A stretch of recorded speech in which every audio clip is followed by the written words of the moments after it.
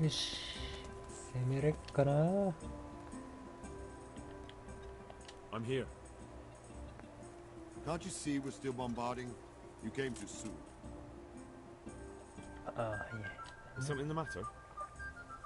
A few of them have taken to their heels. If they stop in Kutenberg, I'll be glad enough. But I fear they may have other plans. If those were the best of Ishvan's men, they could be lurking in the woods. They'll probably wait to attack us at the worst possible moment. My fear exactly. I won't breathe easy until Toth is hanging from the gate. But in the meantime, I'll be glad to know the woods at my back are clear. Can I count on you? Of course, Soribor. Would you like me to bring back their gear as evidence they're dead? That's not necessary. I trust you, Hal. You don't even have to do the killing, just let me know where you find them and that'll be that. There's no need for you to get hurt in the process. I'll be with you. 何を見つけろって？野営地か。野営地を見つける。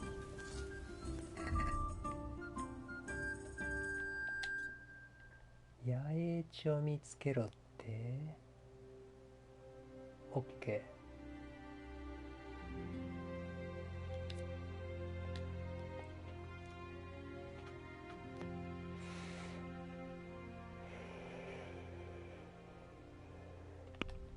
なるほど。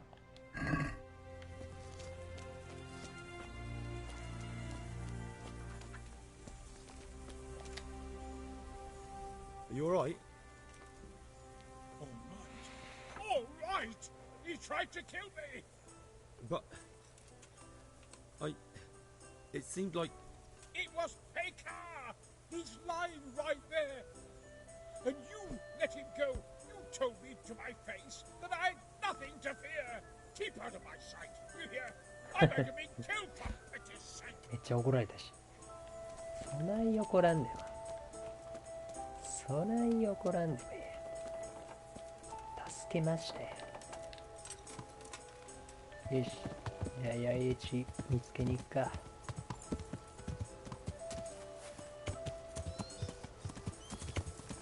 何に引っかかる？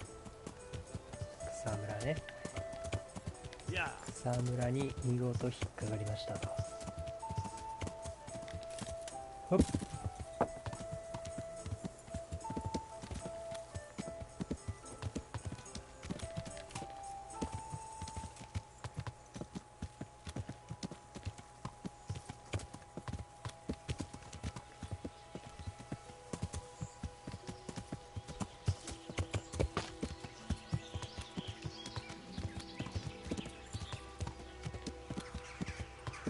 野営地を見つけてこいって言われてもな。お、重要拠点。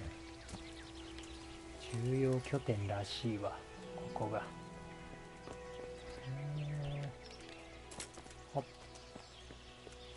ほっ。ほっ。ほっ。ほっ。あ、やばいやばい。引っかかる。ナイス。何の重要拠点にもない、女の子。なんでもない。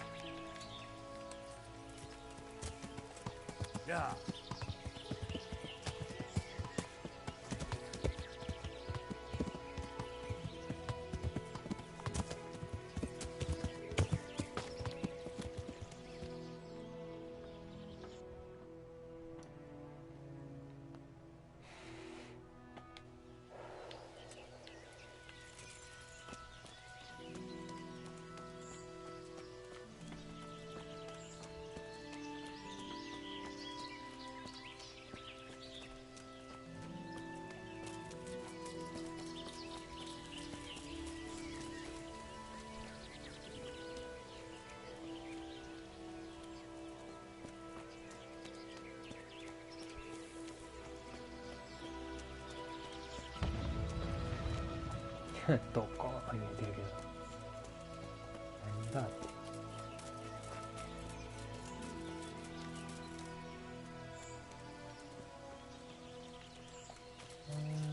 どこやろな。全然わからんわ。あ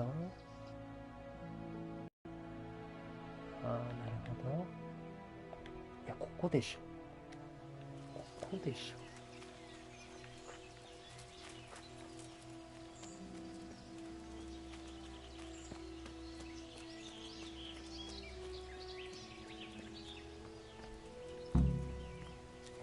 見つけたね。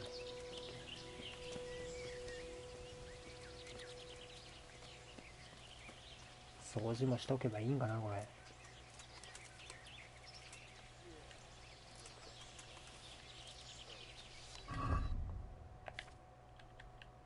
掃除もしとくか。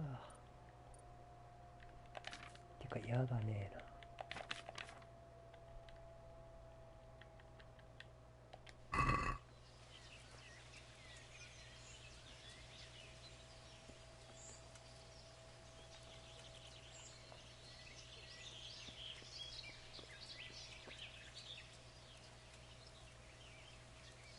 一人か。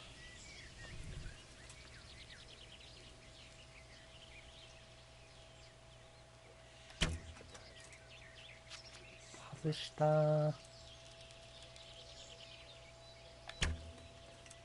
外してる。当たってない。え、嘘。当たらん今の。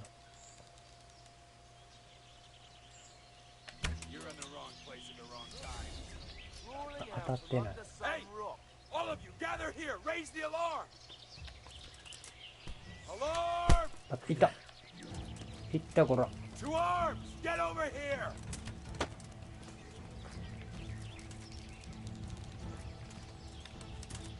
ああ。いやー。いった。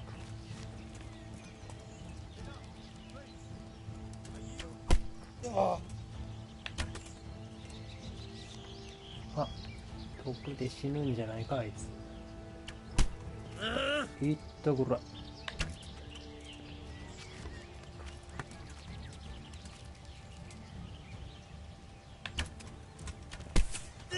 いってい。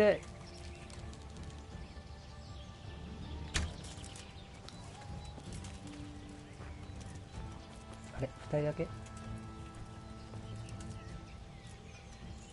二人だけっぽいな。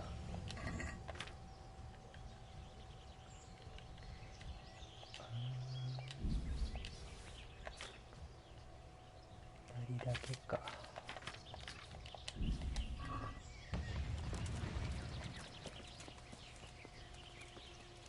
一人は逃がしちゃったな。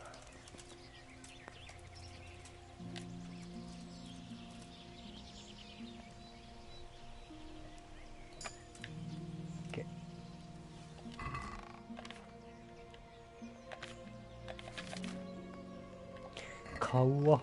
いらん。買うしかいない。いらん。て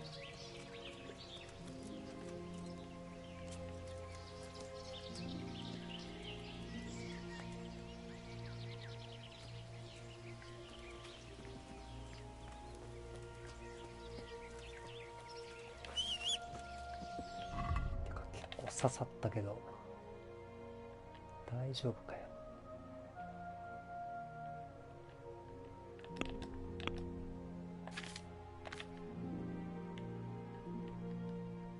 直しとこうこれは。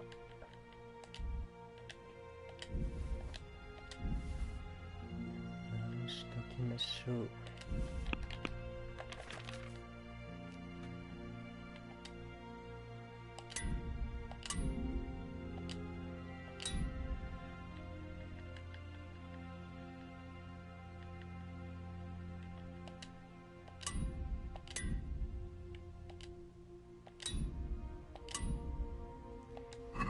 いいでしょこれで。で次がどこになるんやこれ。あー、なるほど。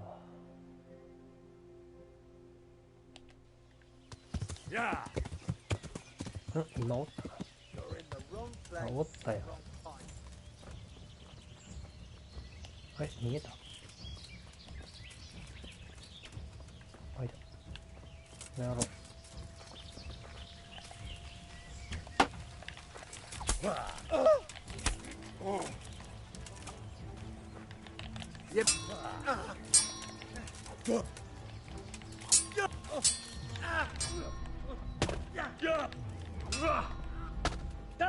痛い痛い痛い。へへへへ、いた。This won't take long. Ah!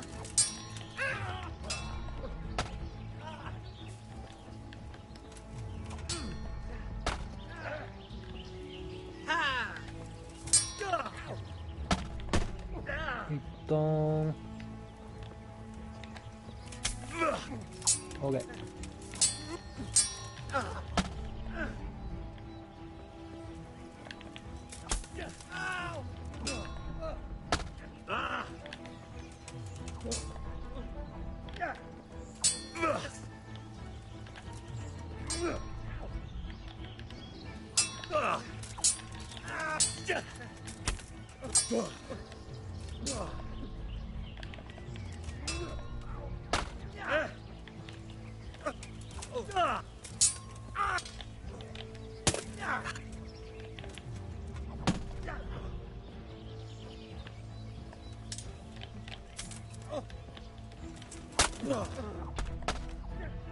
おう。ん？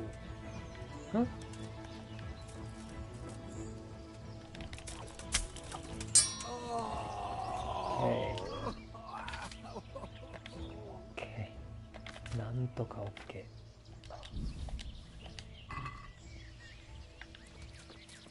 しよし OK。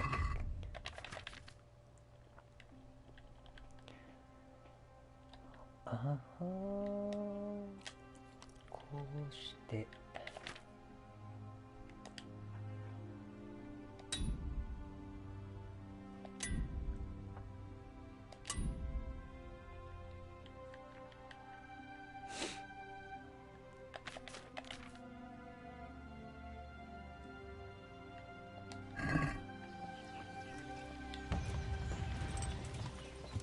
よしよしよしよし。シ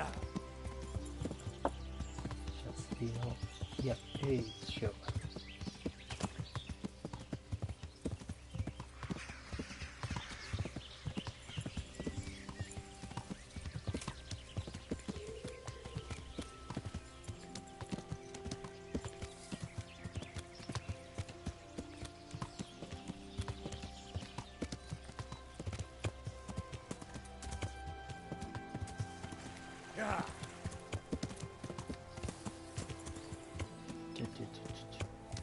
ちょいちょいちょい。オッケーオッケーオッケー。Yeah.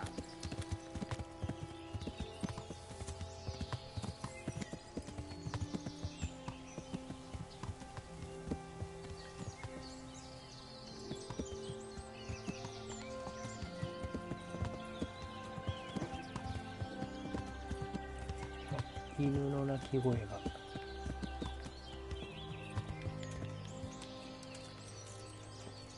中身見えた。馬の中身が。オッケー。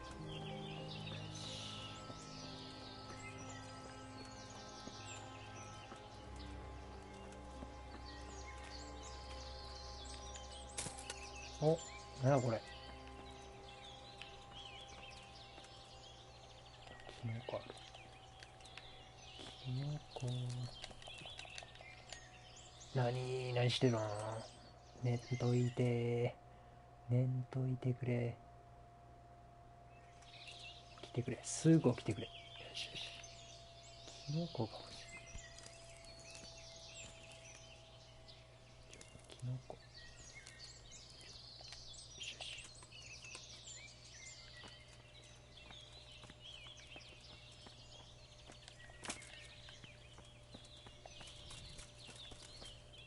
どこ？今どこ？あー、なるほど。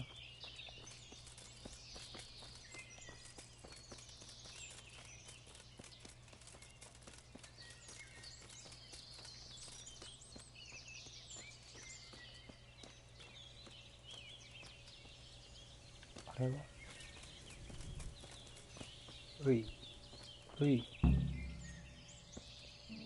What are you doing here? Why'd you ask? Can I not take a walk in the woods without being accosted? I asked because I'm the gamekeeper here, and it's my job to protect these woods from poachers. Well, I'm certainly not poaching. In that case, you won't mind if I have a look what you've got on you. Certainly. Go ahead and look. All right. Nothing suspicious here. You may leave, Goodman.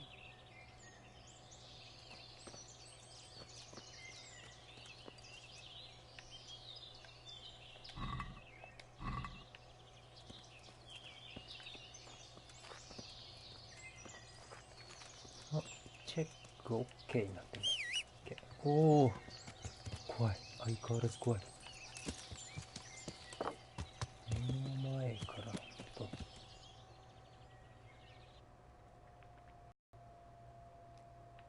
あとは C か。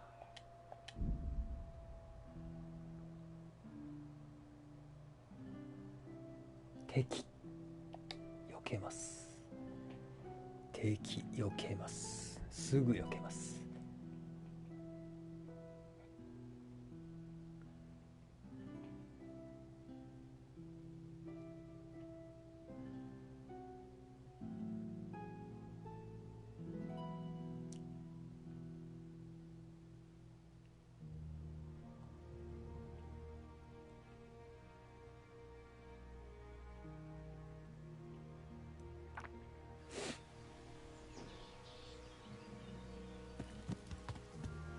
Yeah.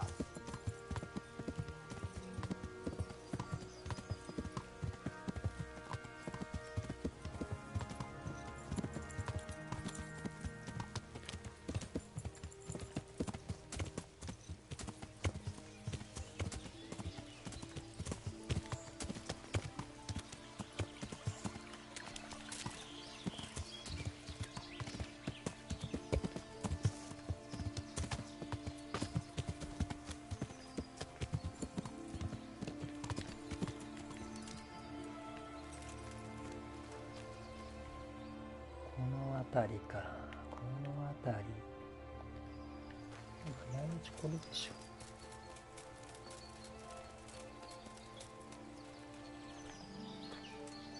じゃ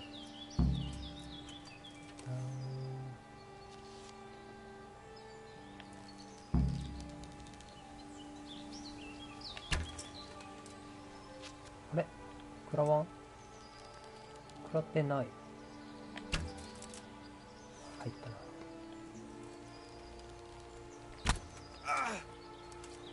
へい、盗賊。へい、盗賊。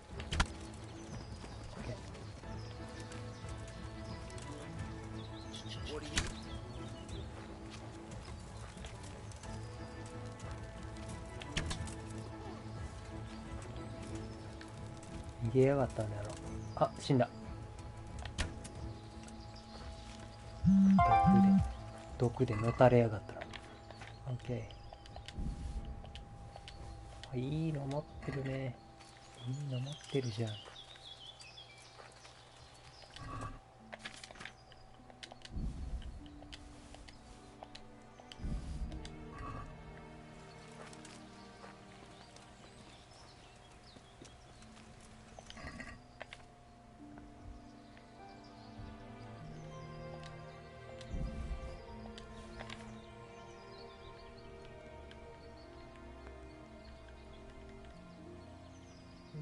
いけそうなもんねえな。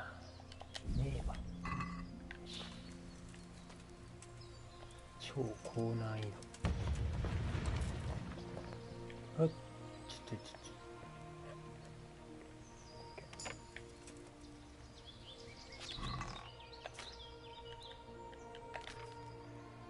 あー、高く売れそうなんないな。これぐらいか。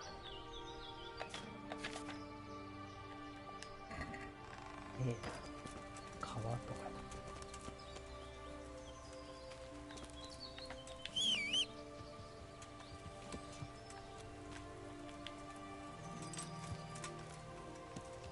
よし。OK。じゃあ、一旦、宿屋に帰って、荷物整理か。荷物整理。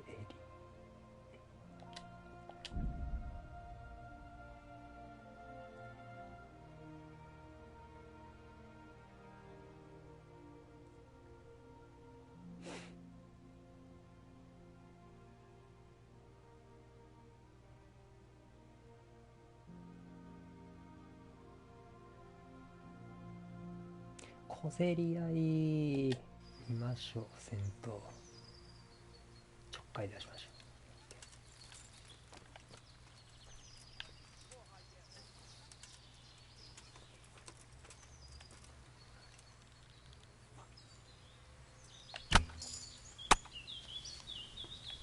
すっごい音した。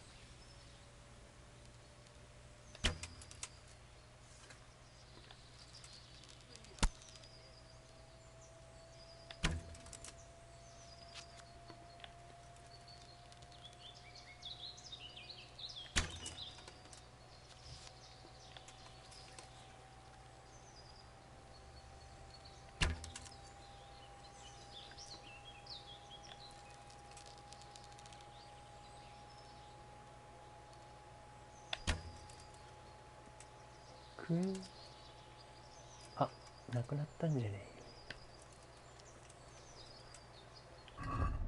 なくなった、なくなったな。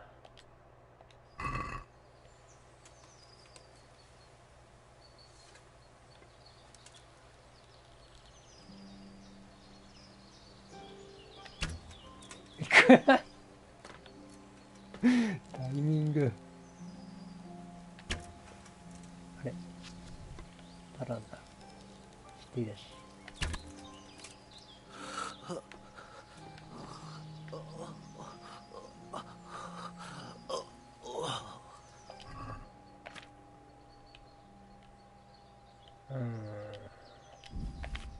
2本か。ないなぁ。ないなぁ。あ、いいやん。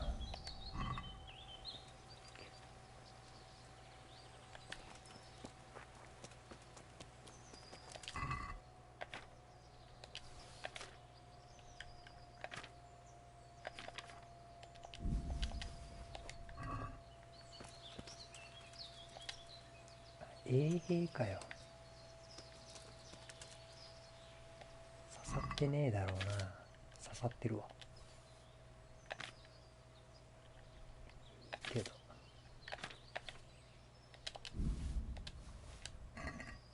衛兵でしたわ。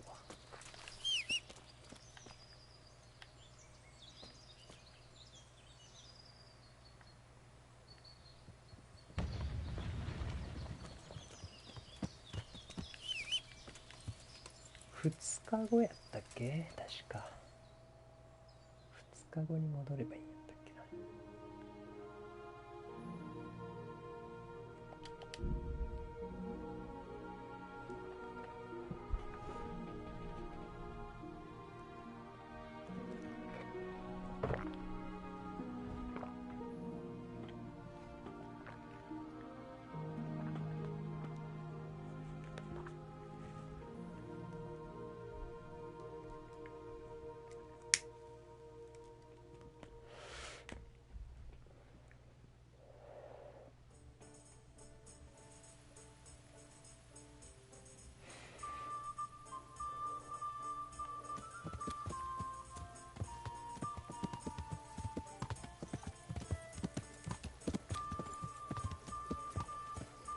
Hey, Henry's coming to see us.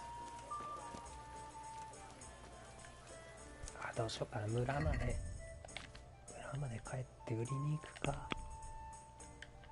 これな。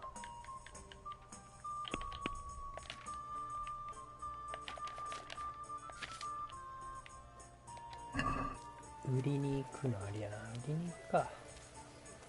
ここまで来たけど。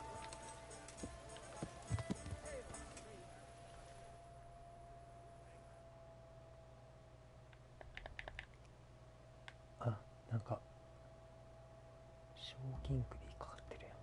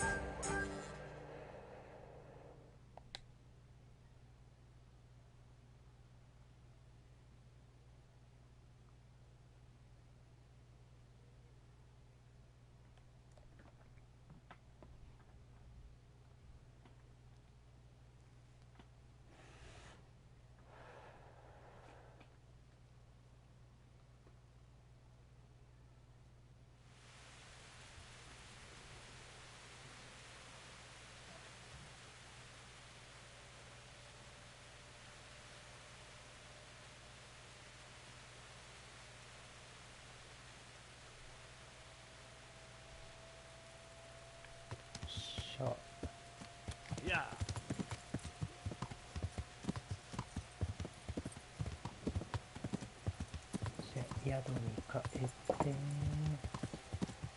宿に帰れこちらね。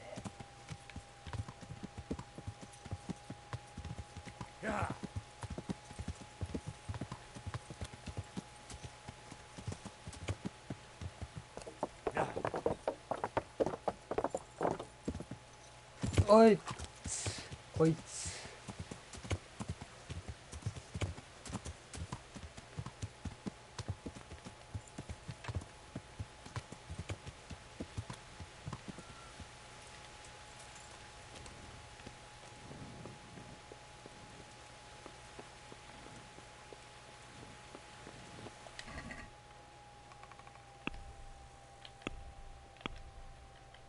インベントリで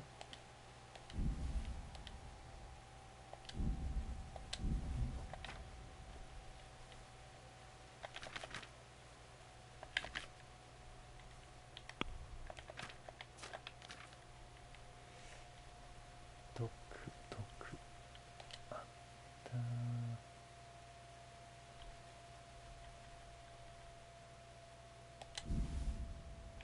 これねで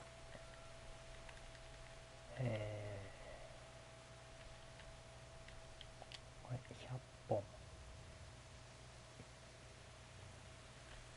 行き過ぎ。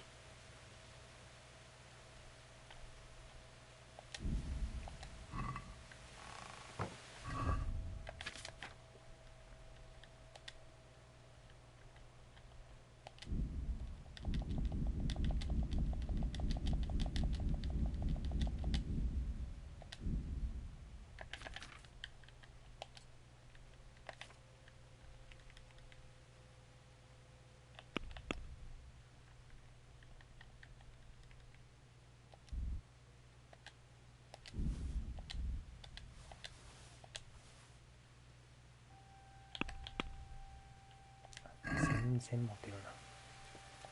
全然持ってるよ。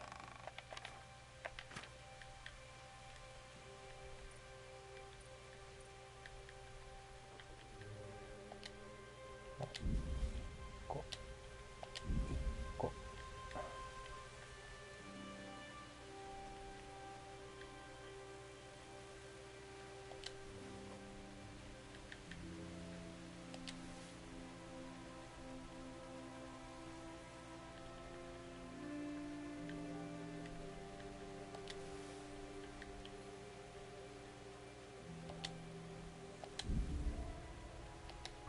まあどこかこんなとこやがな。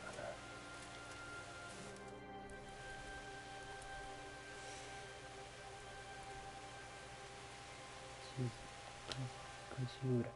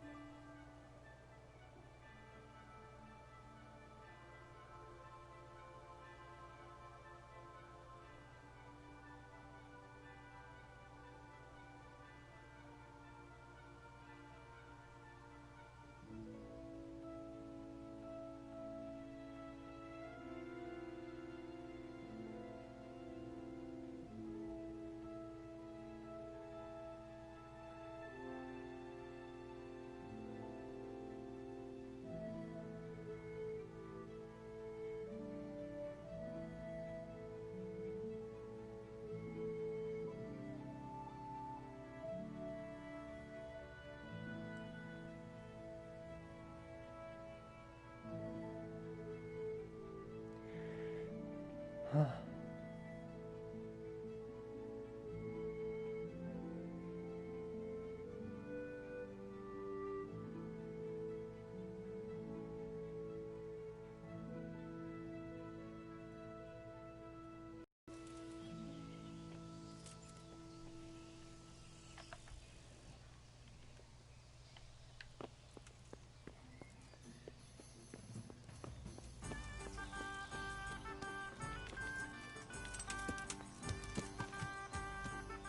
Yeah.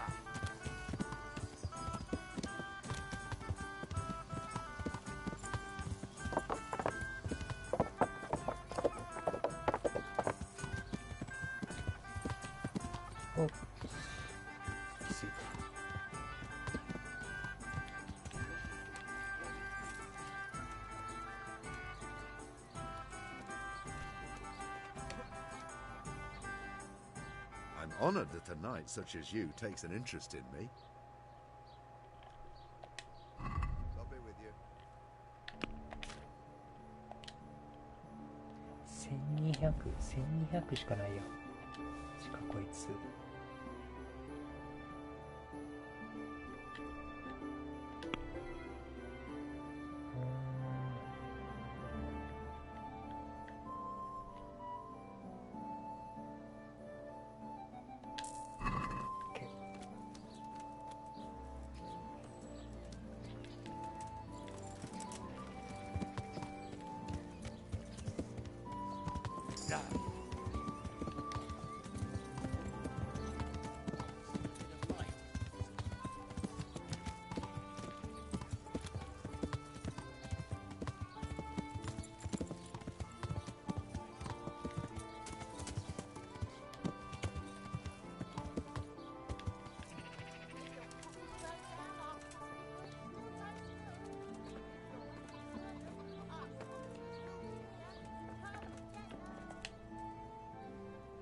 おい、話さんのがいい。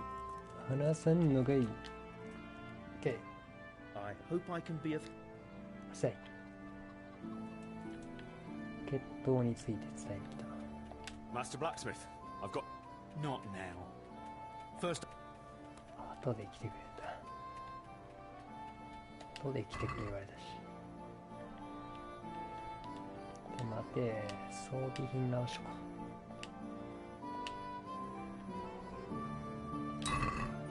で、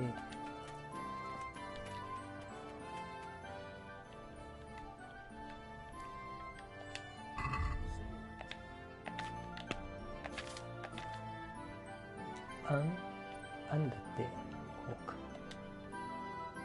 めっちゃ持ってるやん、こいつ。やば。5400。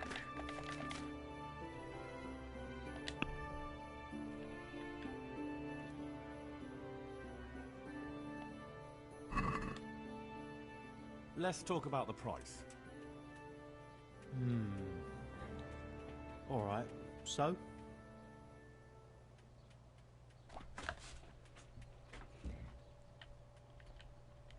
6000で。Is this enough? That sounds pretty interesting. A little less and I'll be satisfied.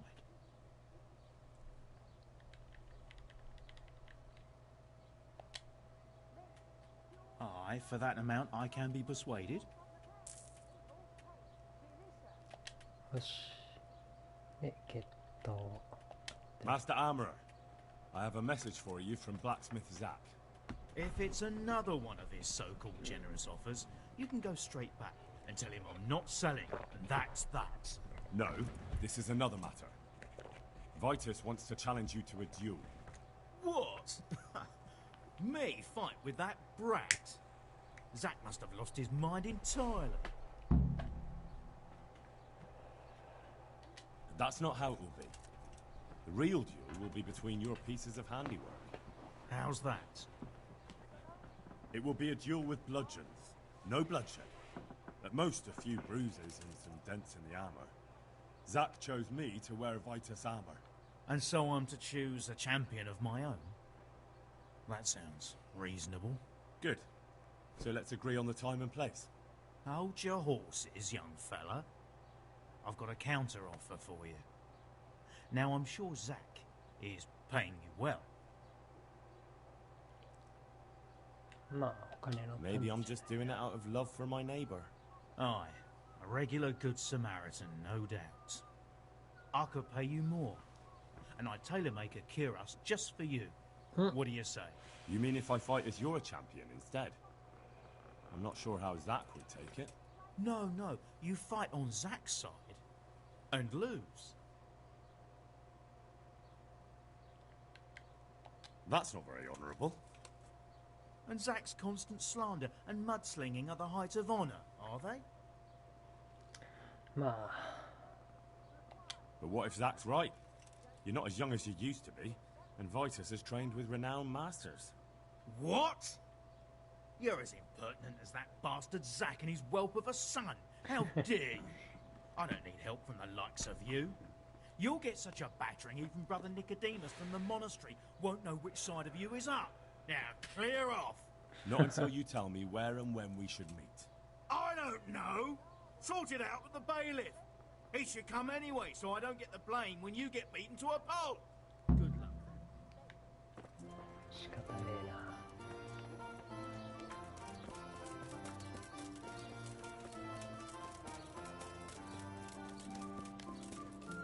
執行官、書記官、あれ？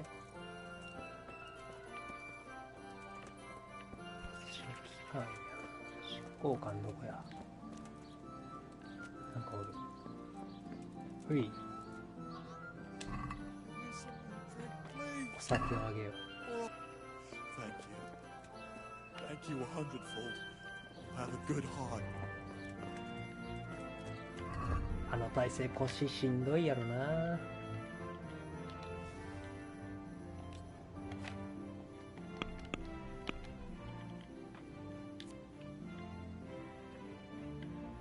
これか。アジアの維持。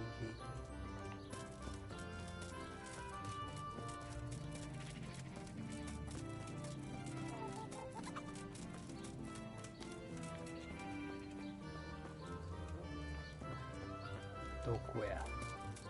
どこにおるんや。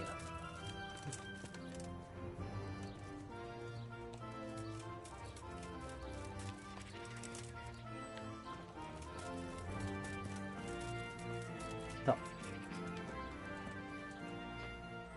God save you, good night. What can I do for you? 穀物。 I'd like to buy some grain. You want to buy grain? どれぐらい That's く what ら I い？ said. I'm in charge of renewing the village. Well, I never. So, Looks like it. well, it's all the same. I'll need fodder for horses, at least, and wheat for the baker. I can arrange that. Only you'll have to put a share back into the Sasau coffers to cover the cost of the supplies. I understand. Have you got someone to transport the... I've got a merchant to take care of it. This is the price. This is the price. ああ、全然 OK。値切れるかな。値切る。 Couldn't we do something about the price? Sorry, I can't, Henry. This is the price. できへんのか。I'll shake on that. Good luck, then.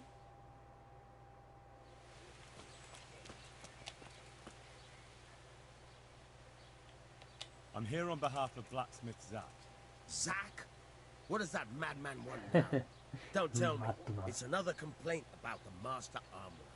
Well, you can tell Zach if you waste another minute of my time with that pathetic feud of his. I'll have him up for disrespecting the office of the bailiff. No, it's not a complaint this time. In fact, Zach came up with an idea to settle the dispute once and for all. Is that so? Well, that's a different kettle of fish. That's just what I was after. You have my full attention, friend. What's his plan? A duel. Jesus Christ! Has he lost his wits entirely? Don't worry, Goodman Bailiff. No one will get killed. It will only be a duel with bludgeons. Zach chose me as his champion. I'll be wearing a suit of armor made by his son, Vitus, and I'll fight Otto's champion. Whoever falls first, loses. That sounds like a fine spectacle for the village green. Naturally, I'll have to be present to ensure nothing untoward happens.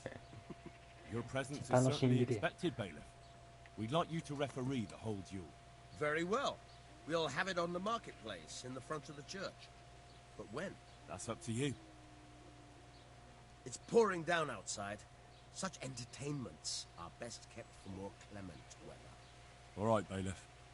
I'll come another time. 雨降ってない時に来いと。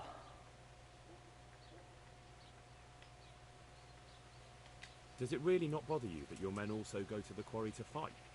Why should it bother me? You call it fighting, I call it training. Once they start smashing heads with sticks or stabbing each other in the back, then I'll intervene. But until then... And you don't mind that they wager on it? Seems to me that's less of a sin than wagering on dice. I've nothing against one of those fellows earning some extra money if he's good. I might have to hire them to help out in town if there's any more trouble. So you don't plan on doing anything about it? What concern is it of yours? If they start brawling all over town and attacking people, then there'll be cause to take them in. But for now, let them keep fighting. そうですか。そうですか。雨降ってない時に来いと。めんどくせえな。恐ろしくめんどくさいな。あ、ブローズ。God be with you. See you later.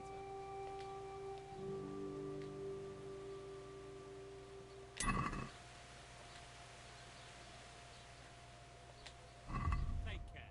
評判84。9500とかめっちゃ持ってるやん。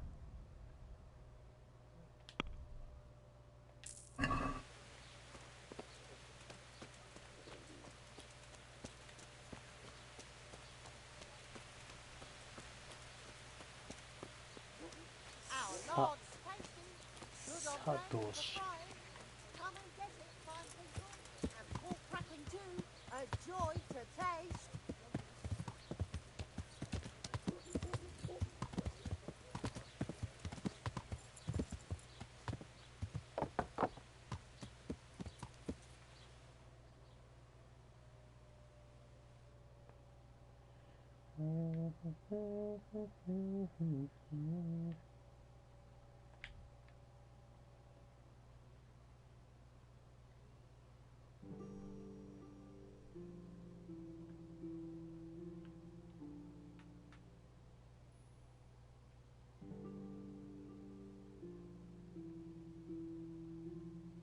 砲撃はやってるやろうしな。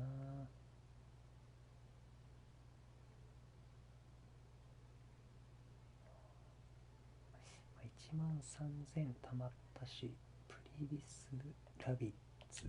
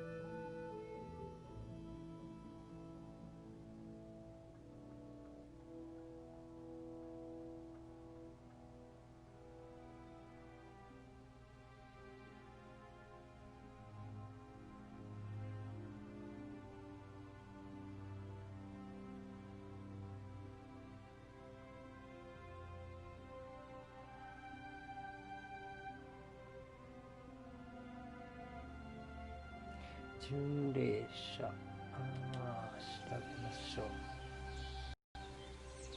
うわー、これ絶対赤いやつや。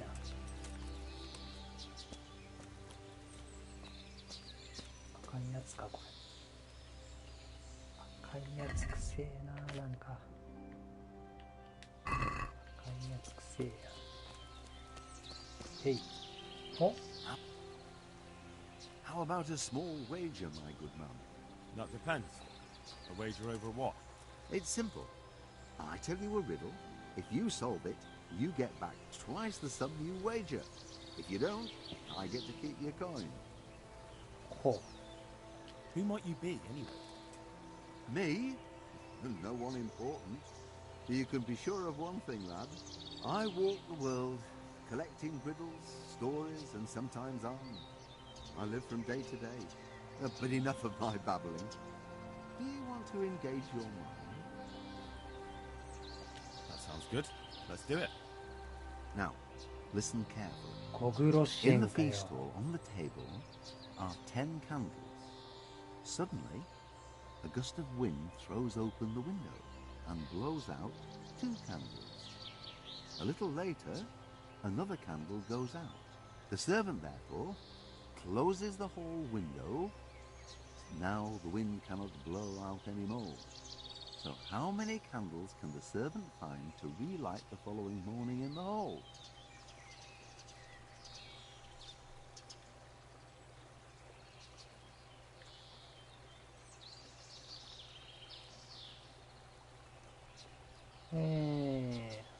じゃあ次の日の朝。次の日の朝か。全部消えてんじゃない？ゼロ。None.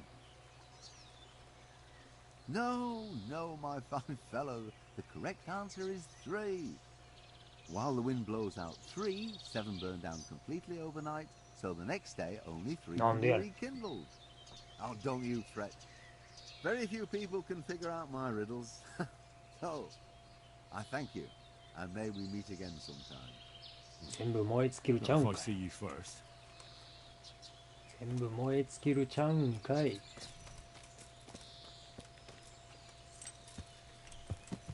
それは汚いわ。ろうそくの長さとか聞いてないし。それは汚いんちゃうかな、ちょっと。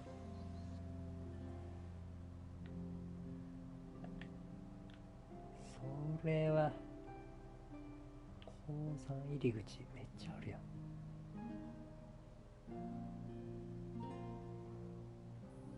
鉱山の入り口めっちゃあるな、これ。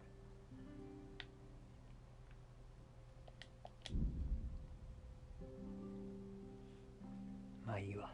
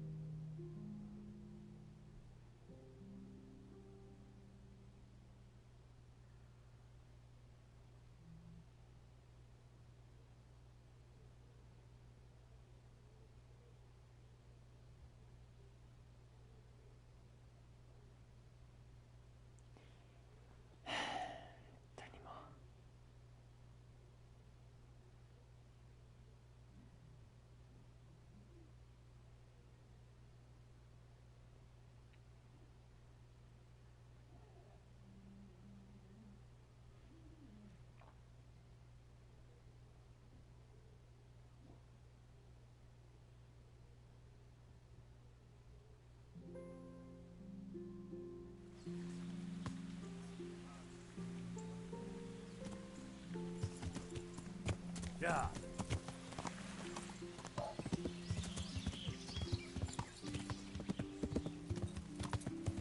もうこれで結構揃ったでしょう。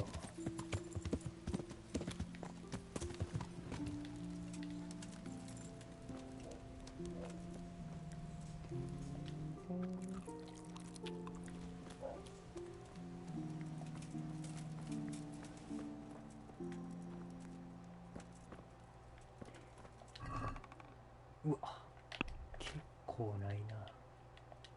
結構ないやん。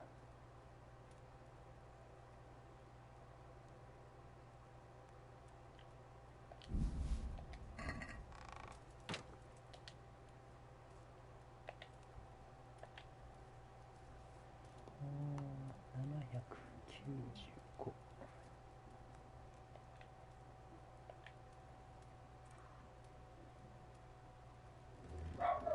裏の許容人口40。あ、石材家畜。石材と家畜か。石材と家畜ね。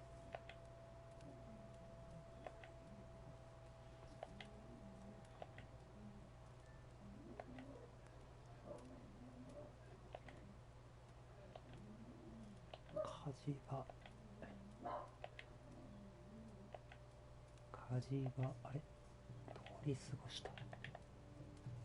通り過ぎたな。通り過ごした。あ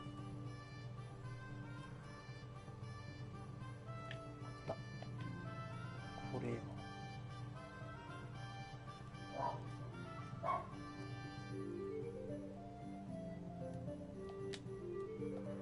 Marius, there's work to be done. あ、ここから呼べんねや。こいいや。 I'll muster the labor. Come with me. こいいや。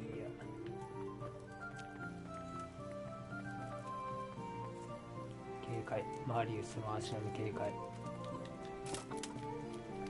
すごい軽やかに降りていったけど。石か。石と家畜か。石と家畜な。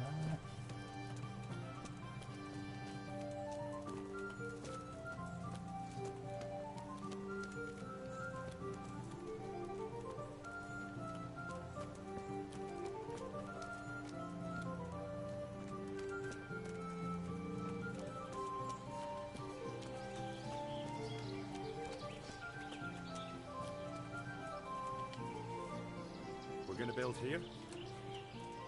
Indeed. Can we begin? I'm ready. I'll just quickly check again that we have everything we need. We've got what we need. Let's get to work.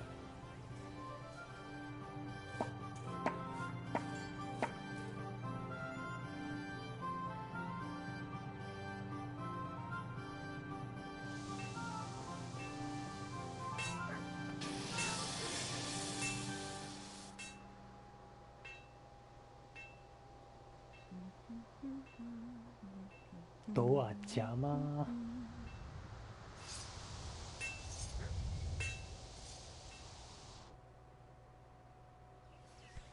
オッケー。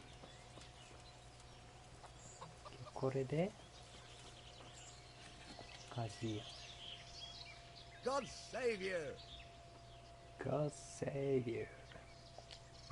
Take care. God save you. 800しかねえ。800しかねえな。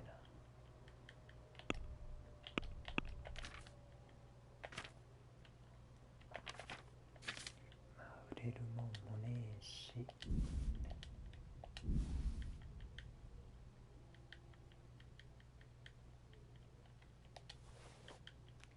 これで OK かな。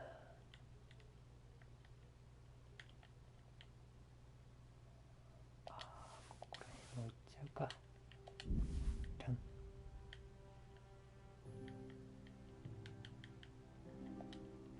グビッグ。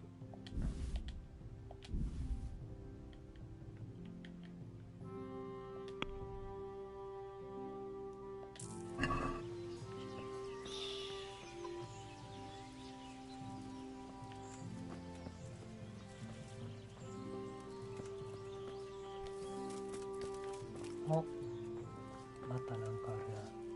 判定。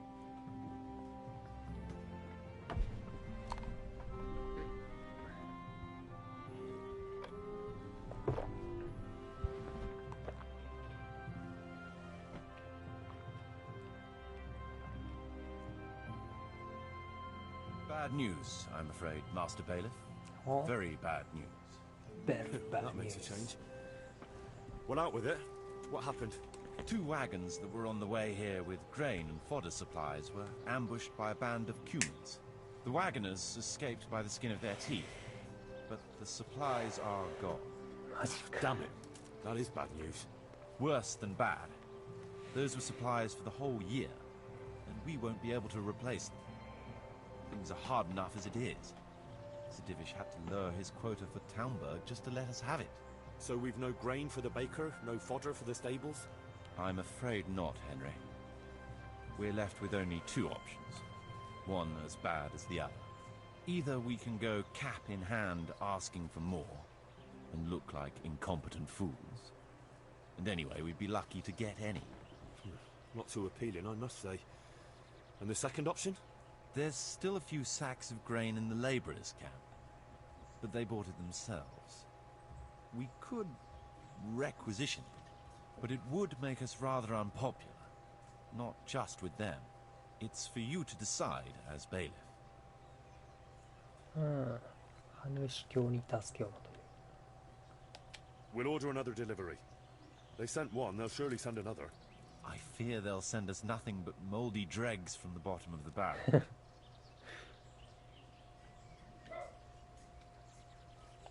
Can't be helped. We'll just have to make do. See to it.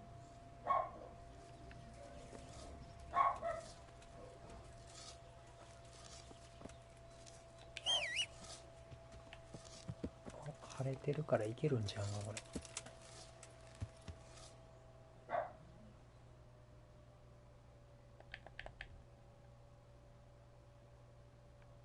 これは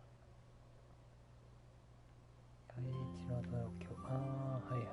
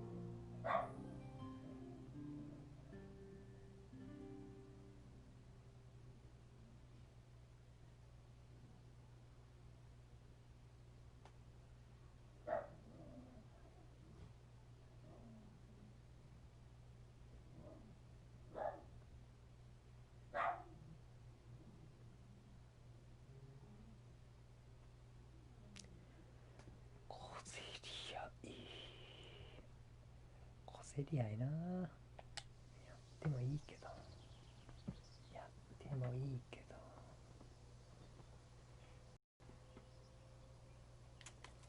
あんなとこでまた。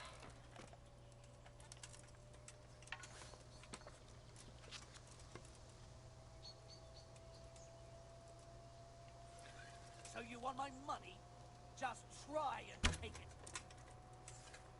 You're in the wrong place at the wrong time.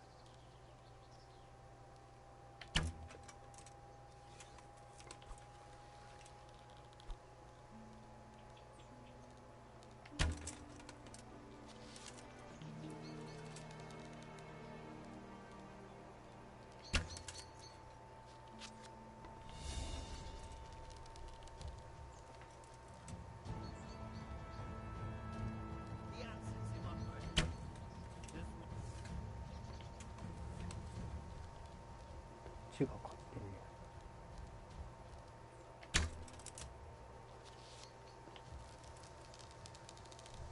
っちが勝ってる。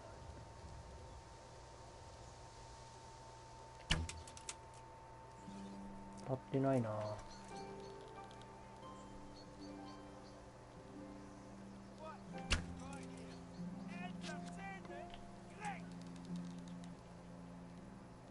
一人なんか倒れてる。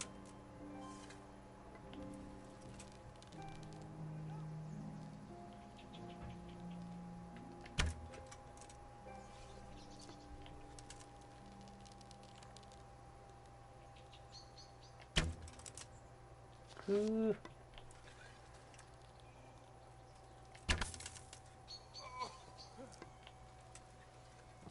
What are you doing here?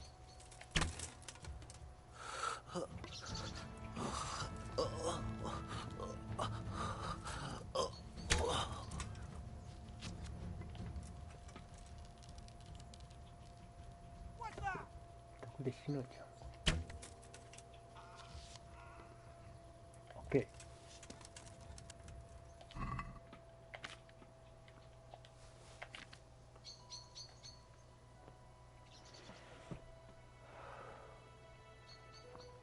大した装備が手に入らんな。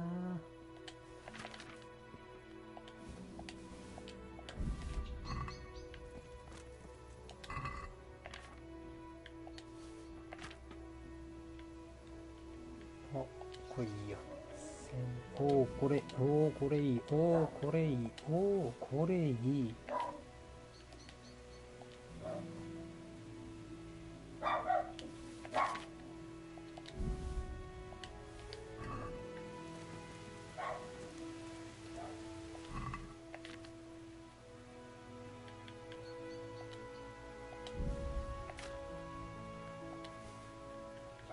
あ、めっちゃいいや。めっちゃいいの持ってるやん。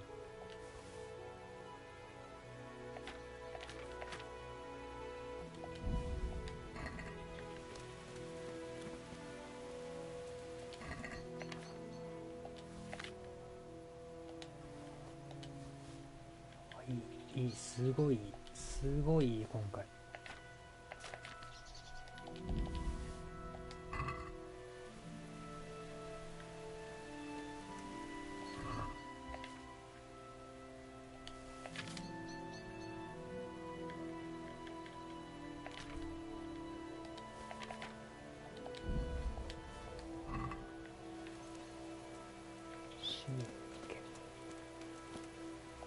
これも盗賊、これも盗賊やったんかい。深手の矢いただいてきましょ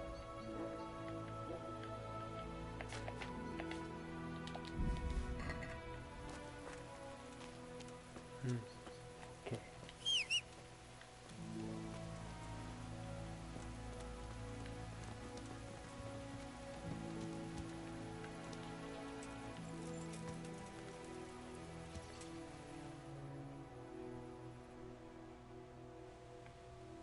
すごくいいよ。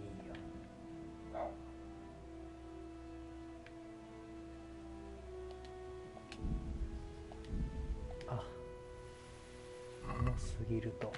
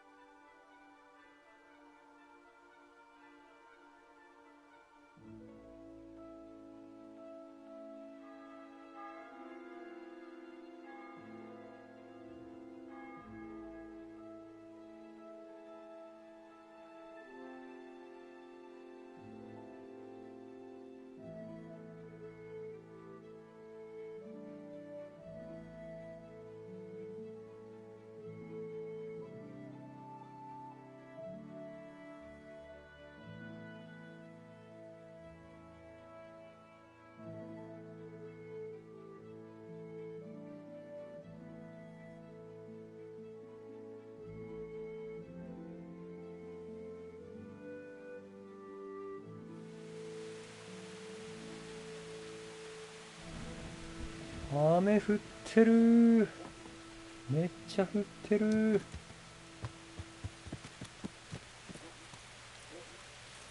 んなん、降ってたら無理やろ。おいおいおいおい、スープをダダぶりの中持っていくかね。Honored that you should come to me. I've come about the duel. It's pouring down outside. All right, bailiff. もうグッバイじゃねえよ。あ、そうや、鎧売っていこうか。鎧売っていきましょう。よいしょ。あれ、ここじゃねえ。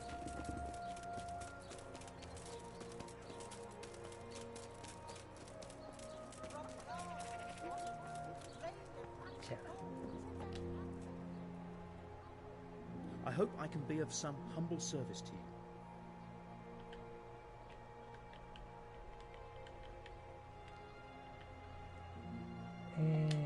取引。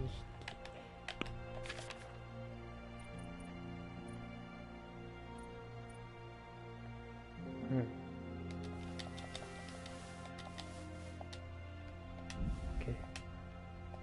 計7100。うわ、評判めっちゃ下がったな。7100。いいでしょう。はい。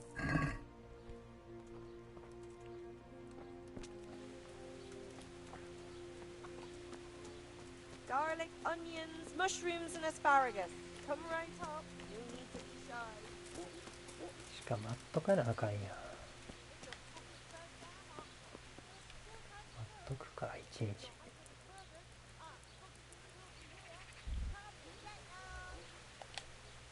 一日待機。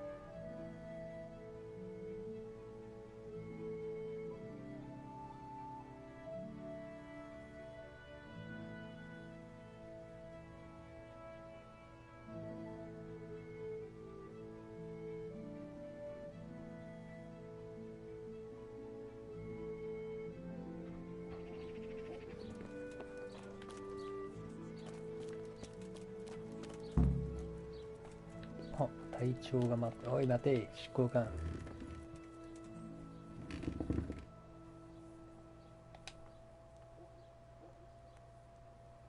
God almighty, has something happened to you? Did someone steal your fancy clothes? I've come about the duel. We could announce it right now. Let's do it. I'll have it announced around town. You come along at just the right time. It'll be a fine show for the townsfolk, and I'll finally get that pair and their constant squabbling off my back. Take care. あ、もうそのまま進むんや。セーブしてね。セーブしてね、これ。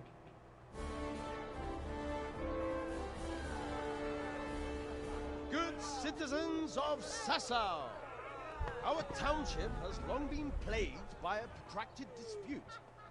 As you are no doubt aware, Zack, the blacksmith of the monastery courtyard, and Master Armorer Otto Rabstein have been, for some time, at odds. And in so much as it behoves my office as bailiff to settle such disputes and maintain peace and order, I have decided to resolve the blacksmith's quarrel by unconventional means, whilst affording an entertaining spectacle. In short, we shall let them knock each other's teeth out. However, since it ill befits two respectable tradesmen to maul each other on the market square like a pair of cocks on a dung heap, each of them has elected a champion. Zack, the blacksmith, has appointed to fight in his stead Henry of Scarlet. And Master Otto Rabstein's champion will be...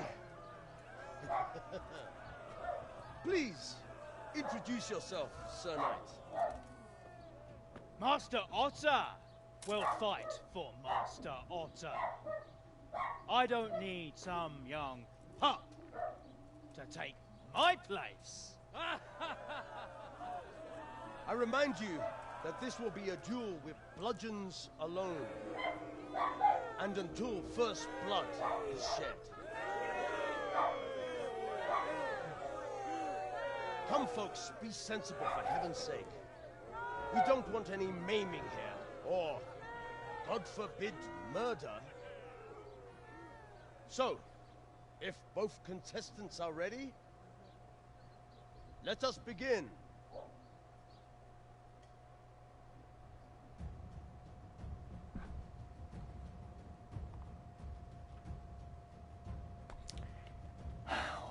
見つからって見つからんかったんかい。血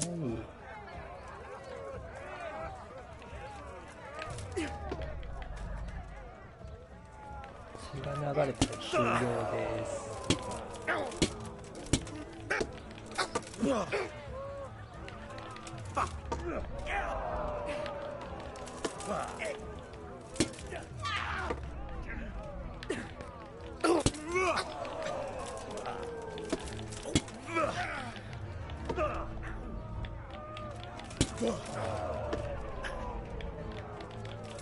コンボってどれぐらいかかんねん。やばい、スタミナが。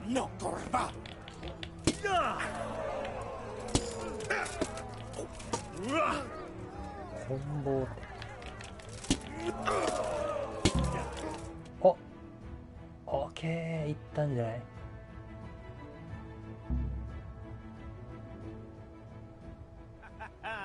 You kicked that old bastard's arse, Henry. His ears will be ringing for a month. Now everyone will see who knows how to make armor and who's all hot air.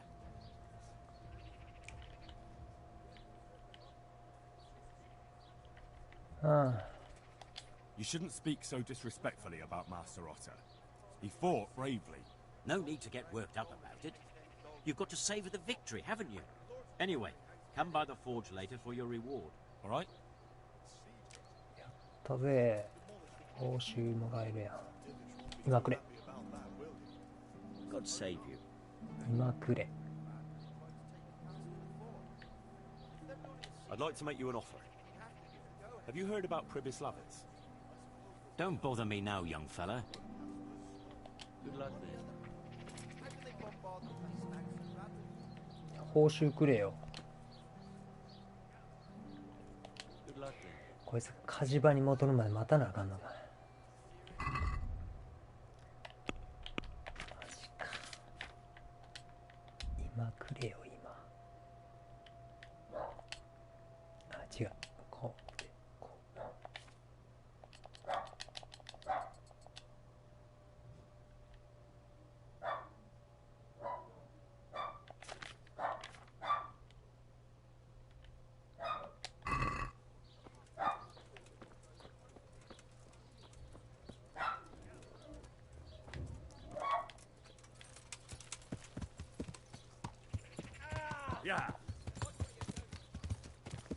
雑貨屋は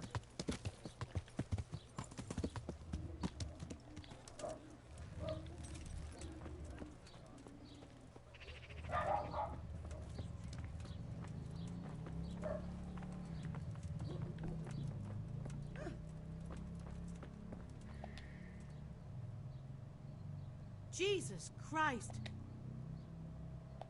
Goodbye.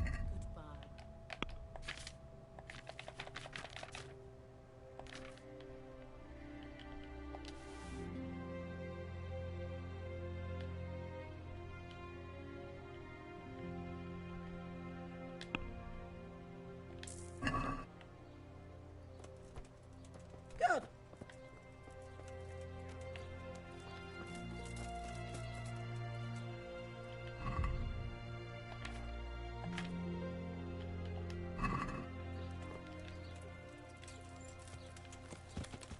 Yeah. ほうほうほう。服洗ってもらうか。汚れてるし。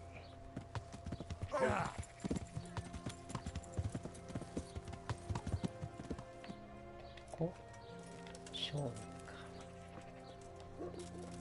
商人。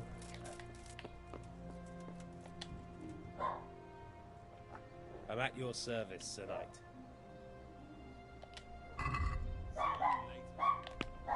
ああ、そんな持ってない。そんな持ってないなこいつ。とこれ。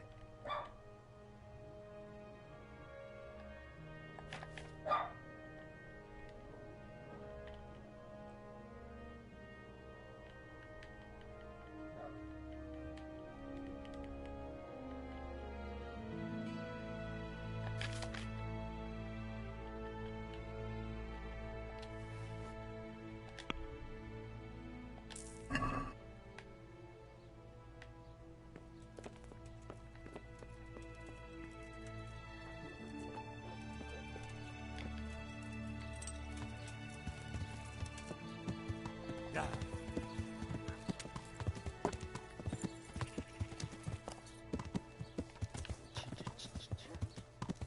Yeah.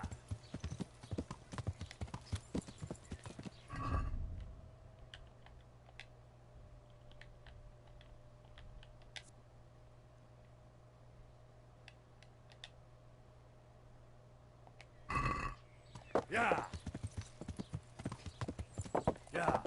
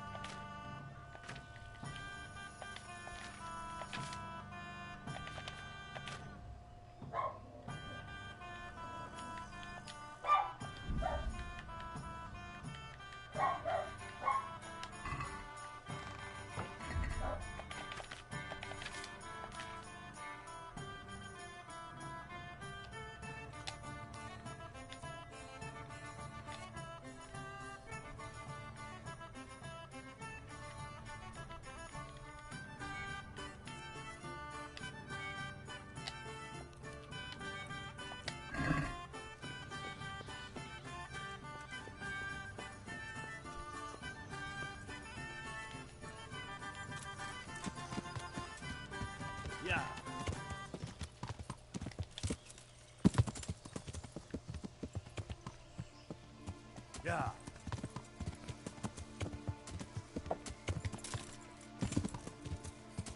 Yeah.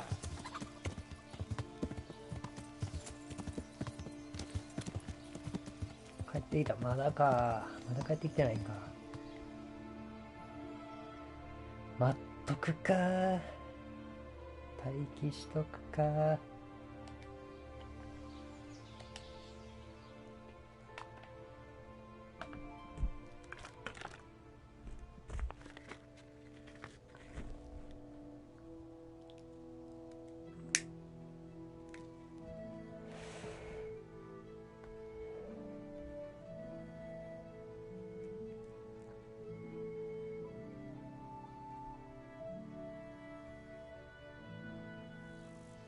帰ってきてるでしょ。OK。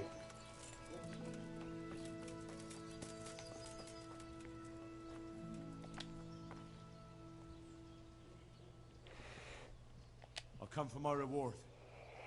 Of course. And thanks again, lad. It's worked wonders for my trade.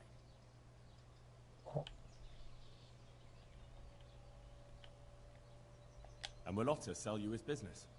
I don't know, but the way things are looking now, his trade will soon be dead as a doornail anyway. You told me I'd get that kiras made by Vitus, and a few groschen on top. I did. And I'm a man of my word. Here you are. Thanks. ピトスのキュイラス。 Goodbye.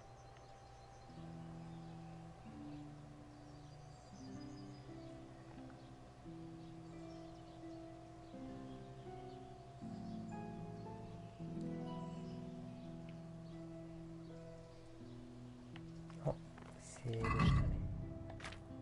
ピトスのキュイラス。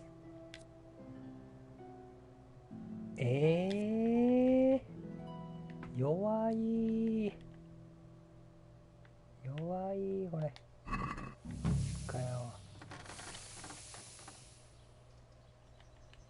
I'd like to make you an offer.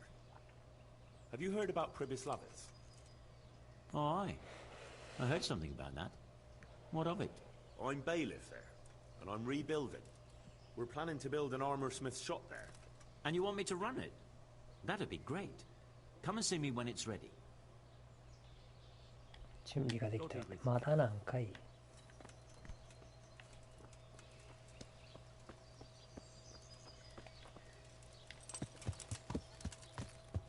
Yeah.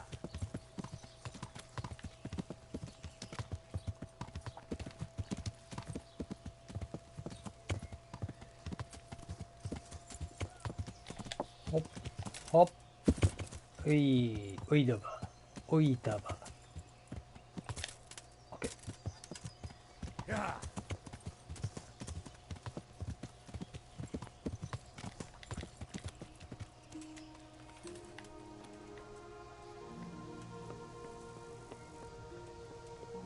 すっげえ先に寄ってる。すっげえ先に寄ってるやん。風呂。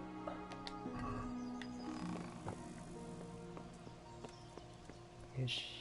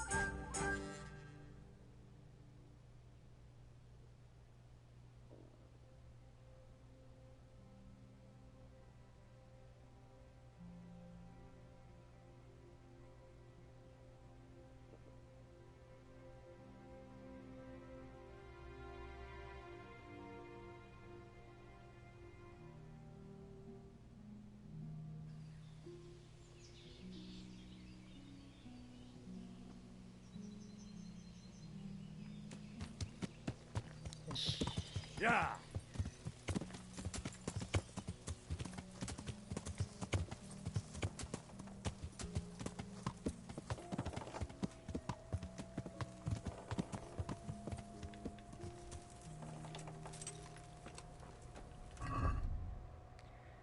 78 8。I found all of their campsites. The rest of the woods are clear. That's a relief. Now let's relieve ourselves of this accursed Toth. Since Sir Divish's colours still aren't flying over Talmberg, I suppose we'll be attacking. Just so. That Istvan's a stubborn bastard. All right. When do we start? There's no reason to wait. Are you really ready? If you need to rest or anything, we can still wait. You won't have another chance until we've won the day. Or until your final rest. あ、準備できました。I'm ready. Glad to hear it. We're going to attack on two fronts. The north gate and the west wall, which will scale with ladders. The attack will be split into different stages. Taking the outer walls, the inner bailey, and finally the core of the castle and the tower. ほう。How are we going to attack the gate? We'll try to do as much damage as we can with the trebuchet first. Keezer claims he can even hit it directly. Even if that's true, we'll have to charge through a downpour of enemy arrows all the way to the portcullis. Portcullis? Fortunately, it's wooden, so we'll be able to break it down. But dealing with the defense in the bailey won't be easy. And what's the plan for attacking the west wall? First, we have to get men to the wall with ladders, which is no easy matter under fire, so we'll need as many men covering them as possible. As soon as the ladders are in place, our foot soldiers will run up and try to scale the wall. Once a few of them get to the battlements, we should quickly gain the upper hand. How will we take the battlements? Either by scaling the west wall, or our men at the gate will help. If they can break through, that is. And the inner bailey? That will be tough. Even if we get through the gate and into the outer bailey, we're still a long way from victory. The castle is designed so we'll be like hens in a coop to anyone with a bow on the inner battlements. We'll have to either fight our way through, or somehow get around them. What about the living quarters? There, I'm worried most about the hostages. Once we're inside, Istvan will know defeat is inevitable, but we'll still have to fight for each and every room. Okay. I think I've heard everything I need to know. Do you want to join the attack on the walls or on the gate? Remember, many of the Skalitz men will follow you. It could make a big difference. I'll help with the attack on the walls. I'm proud of you, Henry. You've changed from an insolent pup into a tough, reliable fighter. And as God is my witness, we will kick those whore sons' arses. A village lad and an old soldier? This man must be shaking in his boots. If he's not shaking, then he doesn't know what he's got coming. Just one last thing, though. No matter how good the plan is, something always gets fucked up. Keep your eyes open and take advantage of every chance. Help your comrades, and don't go rushing in where you're outnumbered. We have to take the castle gradually, one position after another. I'll remember that. Good luck to you, stripling. Good luck to you, old soldier. See you later.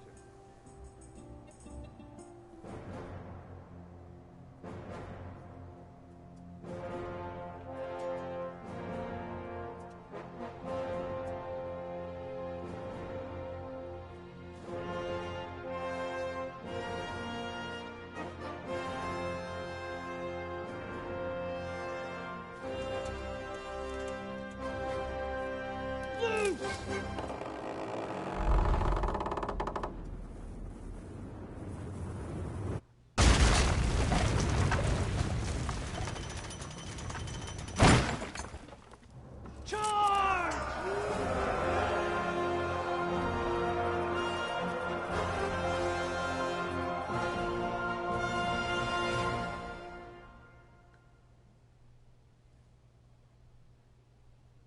今重装歩兵の中に軽装のやつおったけど大丈夫なの？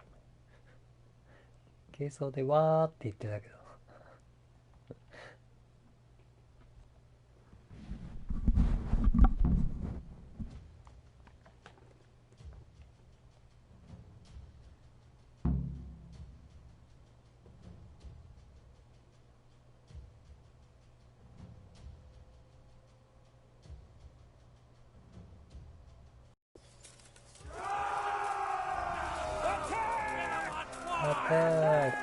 アタックする前に、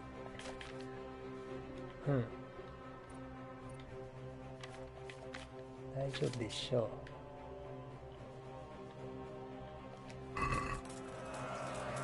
う。いったれいったれー。立て。えバタバタ倒れていってるやん。そんな撃たれた。いったれいったれー。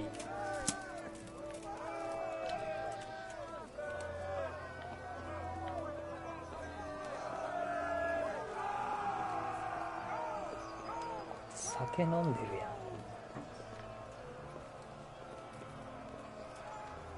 やん。酔いは冷ましとけよ。普通におるー。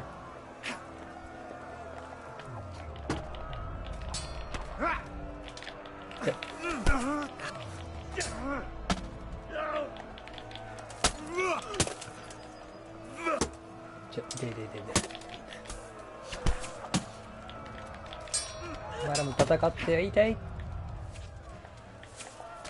後ろから普通に撃たれとったし。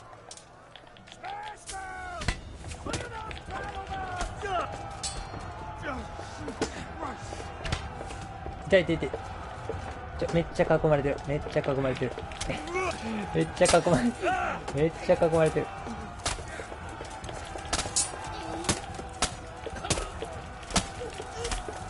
オッケー。オッケー。こいつや。こいつか。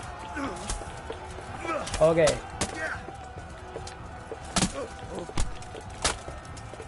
オッケー。いったれいったれ。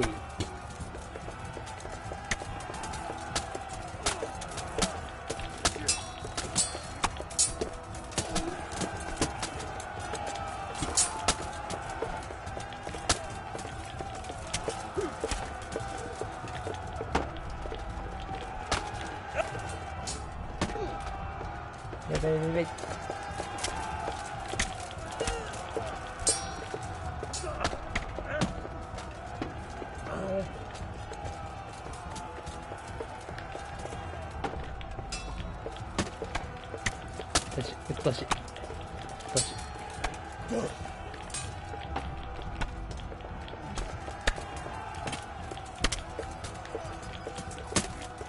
へい。さあ。へい。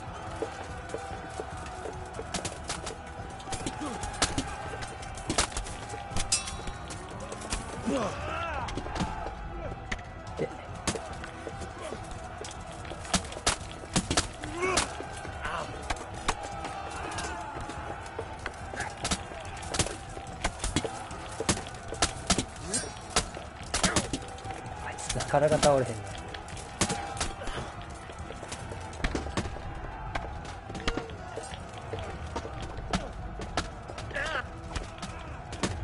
オッケー。いた。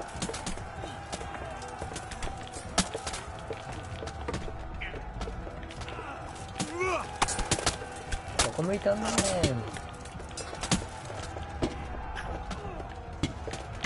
あ、後ろからどう疲れてる。見て。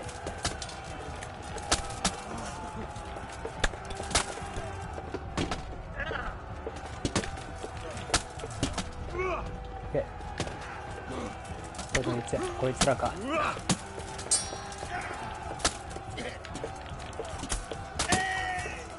へい。へい。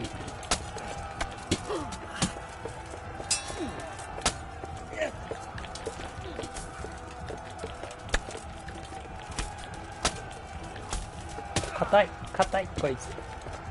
硬い。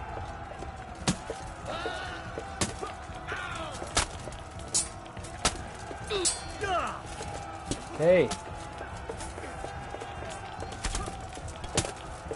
オッケーだぜ。あとはこいつか。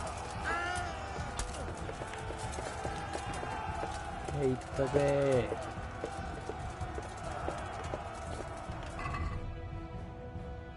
よし、塗っとくか。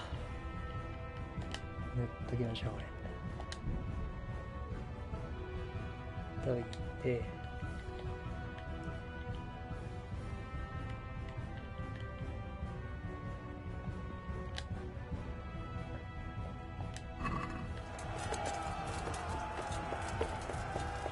まだやってる？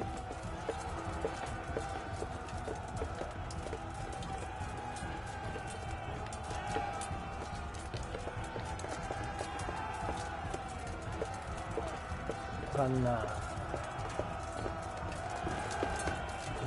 あさるか。あさっとくか。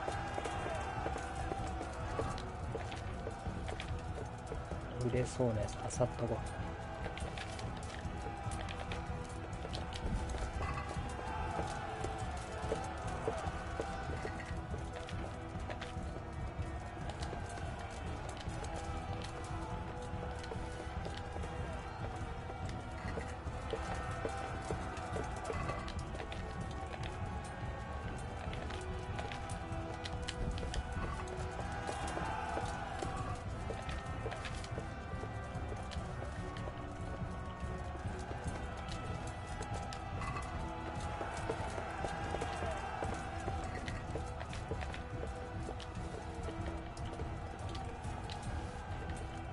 いいね、いいね。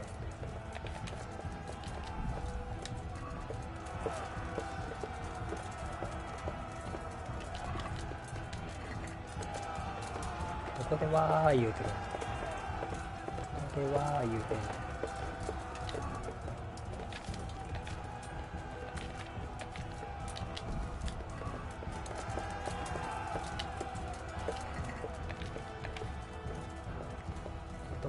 では言うてるけど、すごいなここ。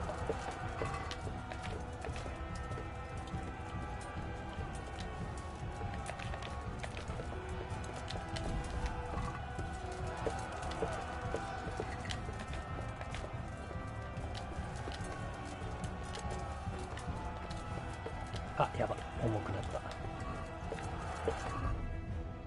馬に遅れるかな。あ、映せるじゃん。何？あ、送られへんわ、やっぱり。マジか。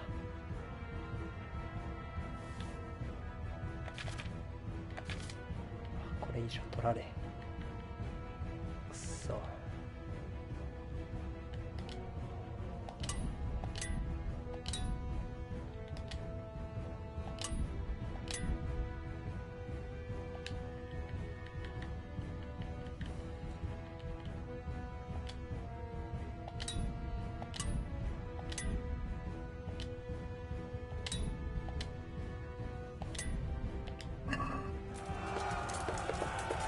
ここでわー言うてんねやろ。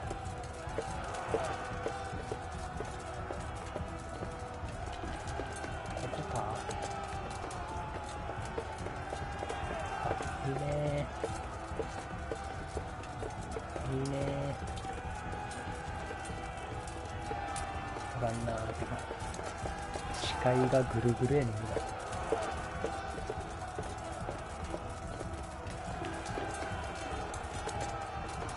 住居か。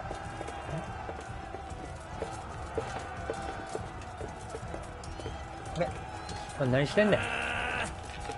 してんねん。てててて。じゃ、うまい。で、そこに溜まってんねん。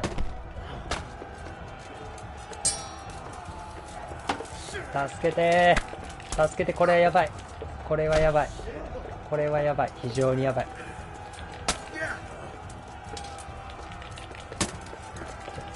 近いね。近い。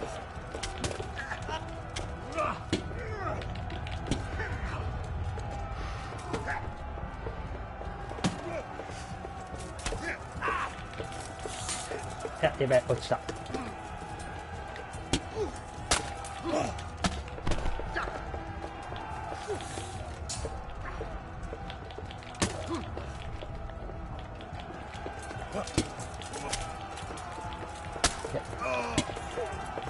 まだか。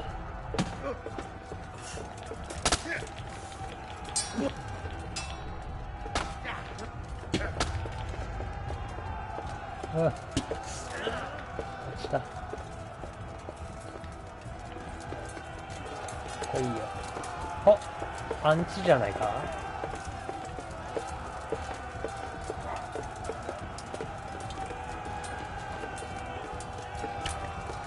あ、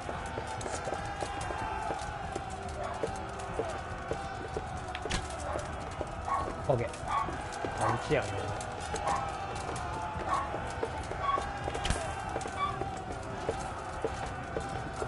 でしたわ。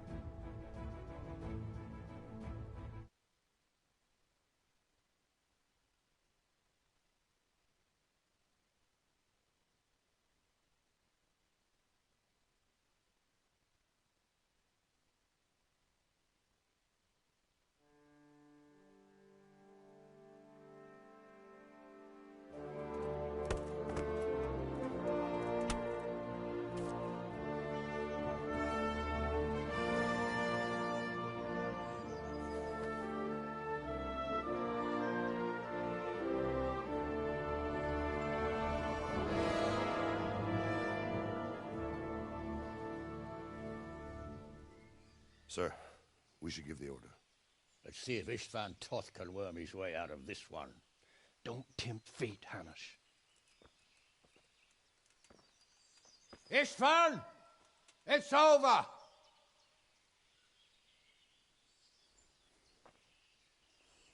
You want us to come and get you? I wouldn't advise that. Your friend Divish wants to see his wife alive again. And Sir Radzig? Are both hostages unharmed? For now, Hanush, unless circumstances change. Well, I'm glad to hear it. My guest is also safe and sound, but he's also quite keen to go home. I imagine you feel the same way. It's been a long time since you warmed yourself at your own hearth. I'm in no hurry. I've plenty of supplies here, grand view and excellent company. What more could I want? Your freedom! Freedom? Freedom to get an arrow in the back? Sir, you're all noblemen here. All bound by honor. I give you my word as a knight and lord. and that of my companions. If you release Lady Stephanie and Sir Radzig, you may leave the castle with your men and go on your way unharmed.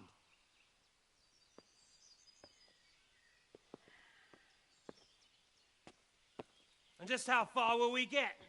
What good will it do me if your men attack us in the woods instead of here? If you give me your word of honor that you will leave and never return, I promise you safe passage to the boundary of this fiefdom. What happens after that is up to you and the will of God Almighty. Very well then, but I want a small safeguard. I'll give you her ladyship, but Radzig comes with me. I'll release him in Skalitz. Out of the question! Is our word not good enough for you? Is mine not good enough for you? I swear I'll release him when I get to a safe distance. I'll go with him, Hanush. Let the Lady Stephanie have her freedom now. Father! Don't worry, son. I trust Lord Toth's self-interest more than his word. He wouldn't be fool enough to harm me. If you're certain, Radzig. Prepare horses and supplies, and tell your men to pull back. We'll come down. You heard him. Get to work. And any man who breaks this truce answers to me. So, are you really going to let them go? My word is my bond, Henry. He's a cutthroat and a liar. Good men are dead because of him. What's to stop us from skewering him as soon as he sets foot outside? Our honor! If you let him go, he'll do the same again. Or worse. God's justice will find him. Then, he'll get a taste of my mace. If we break our word of honor, we have none. And without honor, we are nothing. Never fear. Your father will be all right. We'll hunt down those vermin yet.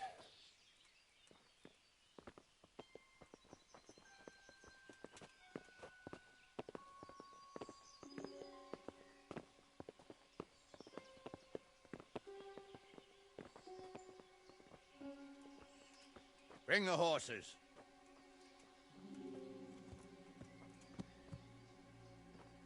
Here she is, as I promised. Not a hair on her head harmed. Divish. Stephanie. Forgive me, husband. I'm sorry. For what? For letting them into the castle. Oh, come now, my dear. You're not to blame. I didn't know who he was. He said he was your friend. Never mind. Did he hurt you? No.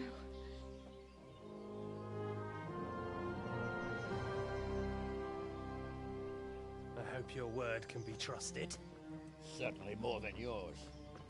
If everything goes as agreed, I'll set Radzig free in Skalitz. If anyone tries to follow us, I'll kill him. We won't. My apologies for keeping you from your father, but you'll see each other soon enough. Oh, I almost forgot. Your sword. I expect you'll want it back after all the trouble you went to. Actually, you know what? I think I'll keep it. As a memento.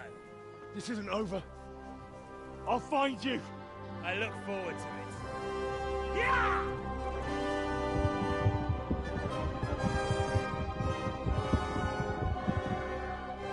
Quick! To the battlements! We have to see which way they go! Oh, they really are heading for Skalitz. Mount up, Henry. You've heard what he'll do if we follow them. We're not going to follow them. We just have to collect your father. Or do you want him to walk back here when they release him?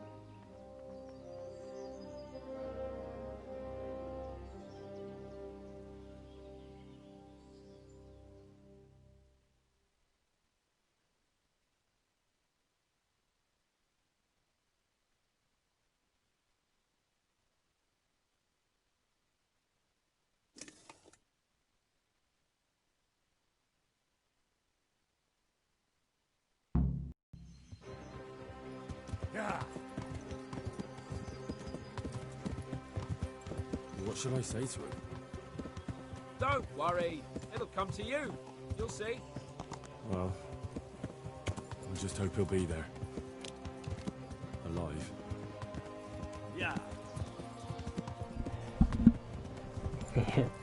今もうハヌシ教がおったやん。 What will you do now? 道端歩いとったやん。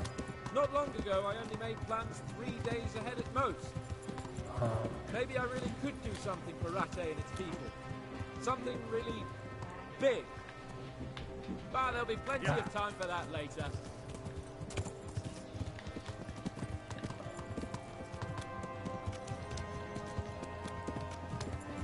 The way you found Tom, sneaking into Brannick all on your own. Well, what I mean is, hats off to you, Hal. You wouldn't catch me doing that. Truth is, I didn't think much about it. I just felt I had to do it.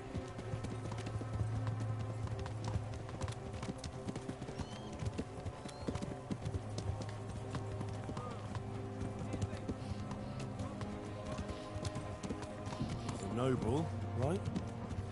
Yes, so am I. Sir Radzig will be there.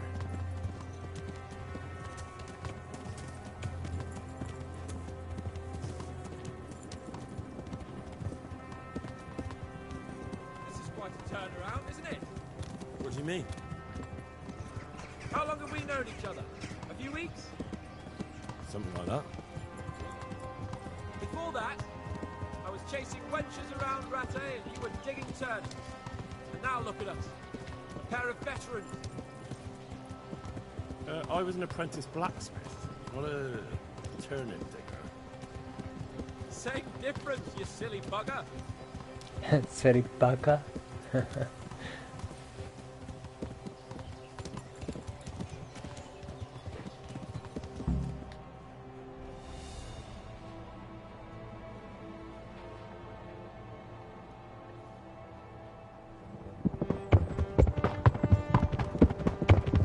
結構ついてきてんな。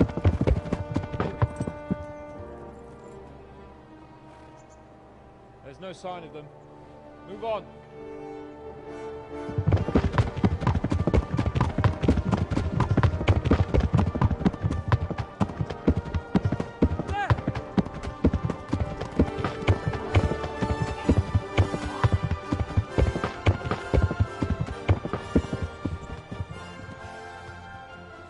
Glad to see Ishban kept his word, sir. Not half as glad as I am, Your Grace. Well, we kept our word too. And now Toth has had his head start and he's fair game. Which way do they go? To the north, but I would be careful, Sir Hans. Fear not, Your Grace. I have twice as many men as he. I won't keep you any longer. I'm sure the two of you have a lot to say to each other. Let's go!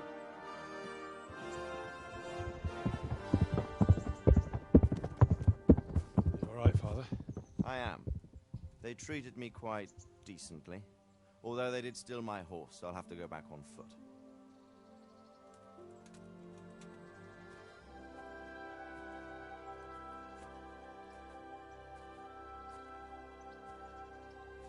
It looks like it's all over.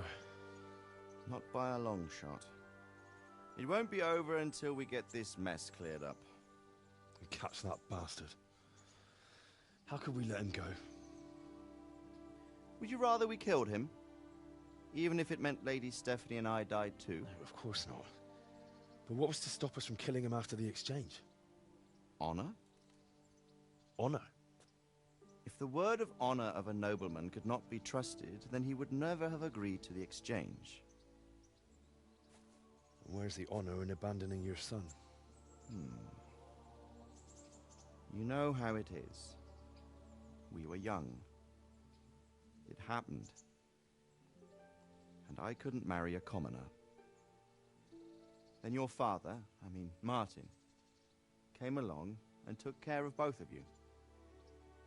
He knew it. What? That I was your father? Certainly. He was a great man. He took you as his own. And always kept an eye on you. Of that you can be sure. I know so little about his past. He told you nothing? Oddly enough, even though you don't have his blood, you're very like him. When he was around your age, he became bored of his trade and set out to see the world. He lived through many adventures, even fought in a war. In a war? Yes, in Poland, I believe. And I don't think he cared much for it. That's why he wanted me to stay at home. He spent some time in Prague, then settled in Kuttenberg. But it seems he quarreled with someone there and finally ended up here. You know the rest. I loved him, but even so, I somehow always had a feeling I didn't quite fit in. It was in your blood, I suppose.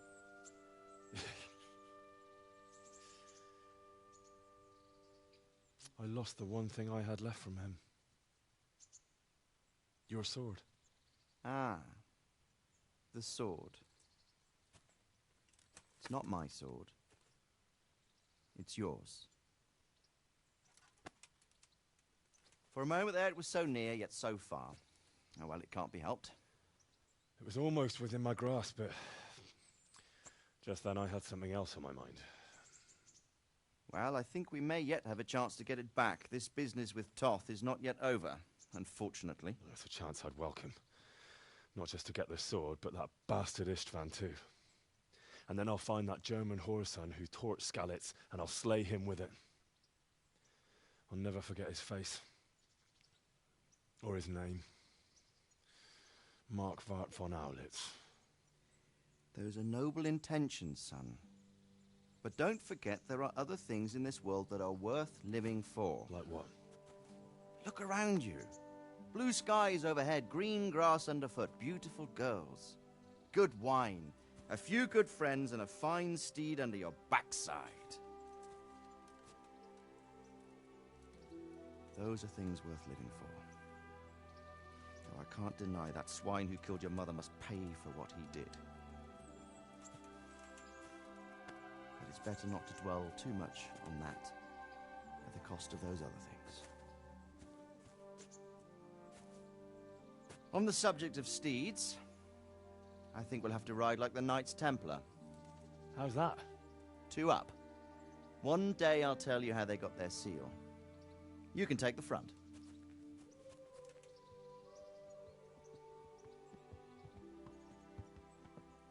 It's like I always imagined it would be, teaching my boy to ride. Although it would be better if you were a little smaller. My word, it's all go today, isn't it? I wonder who this is.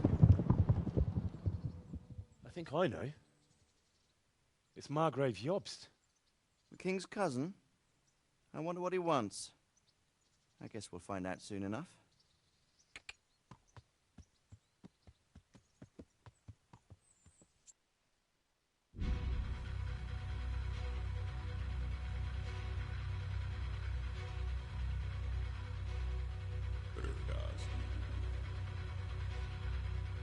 Město mě vřele vítá ve svém nitru.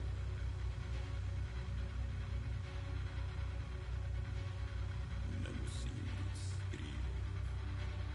Zde nejsem ničím štván. Navždy nejsem cizincem. Býva by smířeně ptát.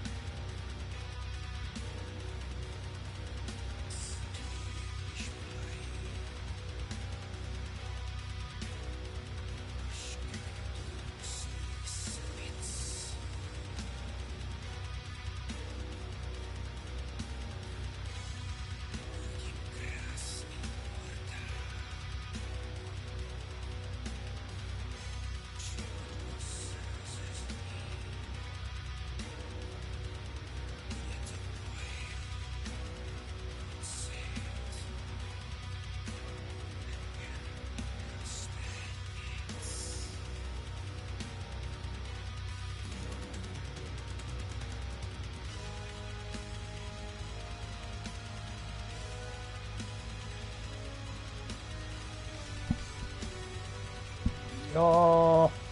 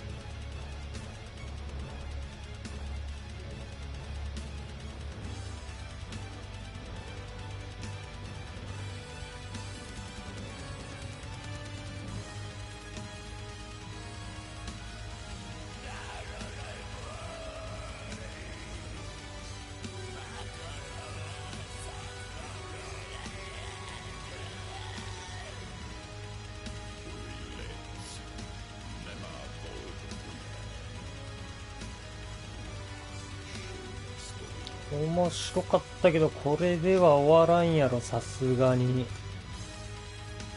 剣取り返してないし、なんか変なやつ来たし。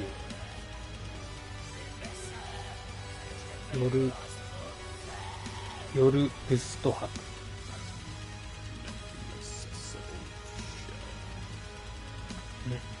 4ブルタク、わからんよ。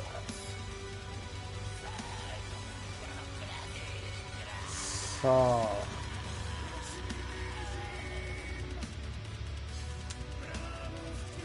買うか。買うしかないか。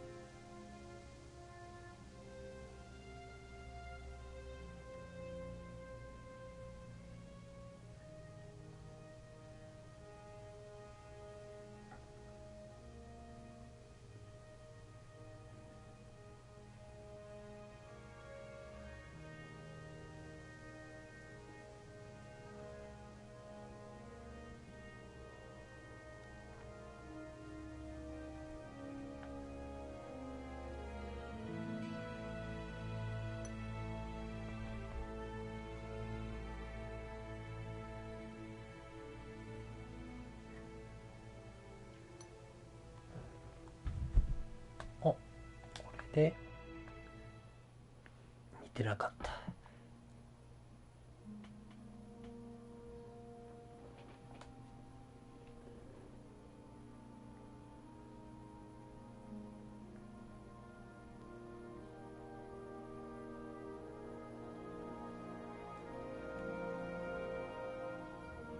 You're doing well, son. Father. Come now. You know who sired you. That doesn't matter now.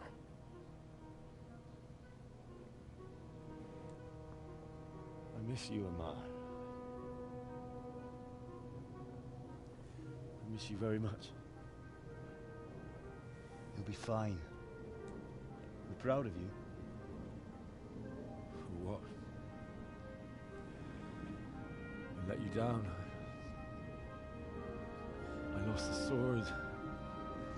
I let that bastard get away. Don't be so hard on yourself. There was nothing you could have done to save us. And someone has to live and carry the torch. As for the sword, it's just a thing. You didn't want me fighting. Now look at me. Standing up to evil isn't the same as sowing its seeds. You did what was right.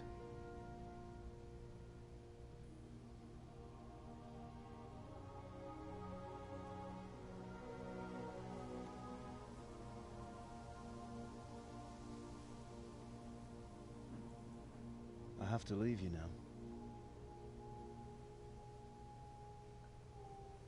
Oh, please.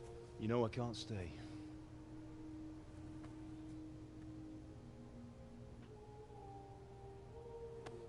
Will I ever see you again? God knows.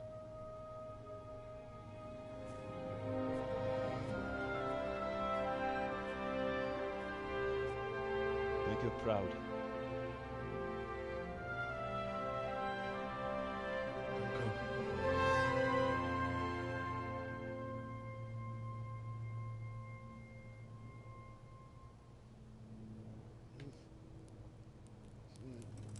Oh, don't go. No. What on earth were you dreaming about? I couldn't wake you, and it's well past dawn. Sir Radzig wants you at the upper castle. The lords are in council with Yops. Right. I'll go straight away.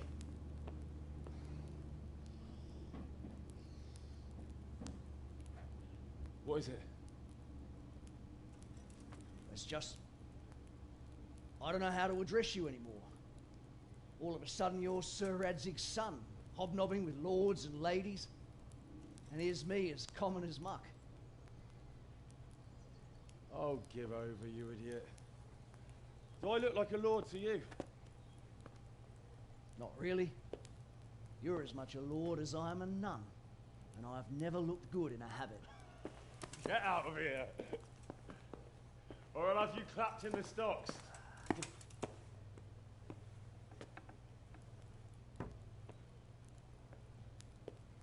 보탄 오?ボタン多いし、いやもういきなり他人の家とか言われてるし。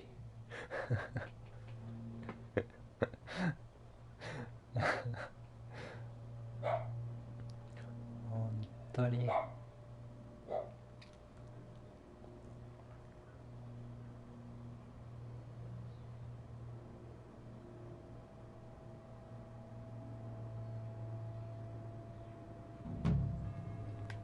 お。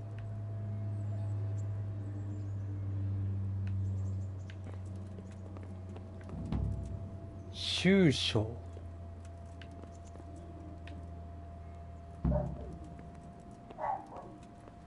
州省。州省っていうのがあるんや。Stop for a bit. I'll just give you a quick search. いきなり。なんやねん。 What's going on? Such are my orders. なんでやねん。なんでやねん。 For God's sake, don't bother me. Any delay could cost lives. Well, if that's the way it is, go ahead then.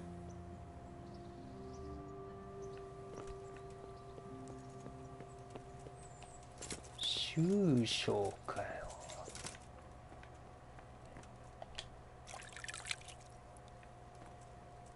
州省が出てきたな。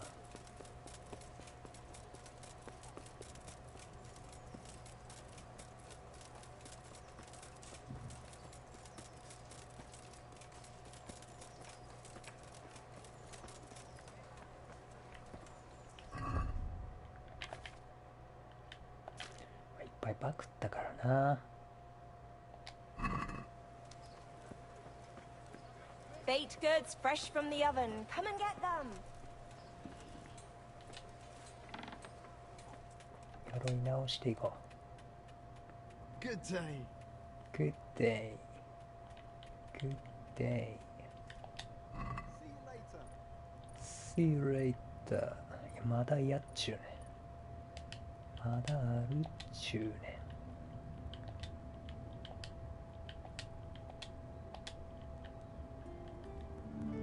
うん。はい。OK。で、売れるもんは売っちゃおう。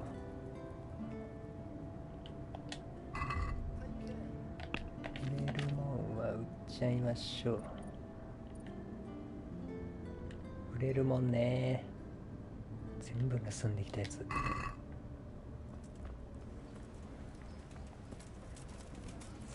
盗みマークが入ってる。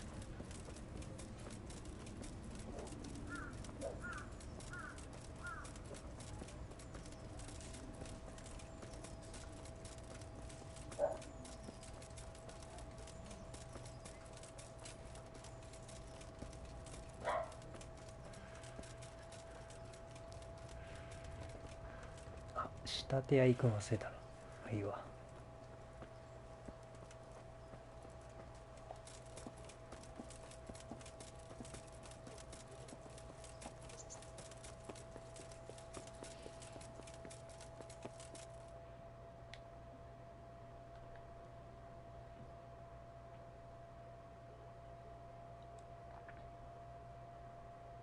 Ah, Hal. Are you going to the meeting with Margrave Jobst as well? I am. What about Istvan? I assume... That we didn't catch him? No. Because if we had, you'd be the first one to know. Have no fear. We'll get him eventually. You're right. Anyway, let's go and see what Jobst wants from us.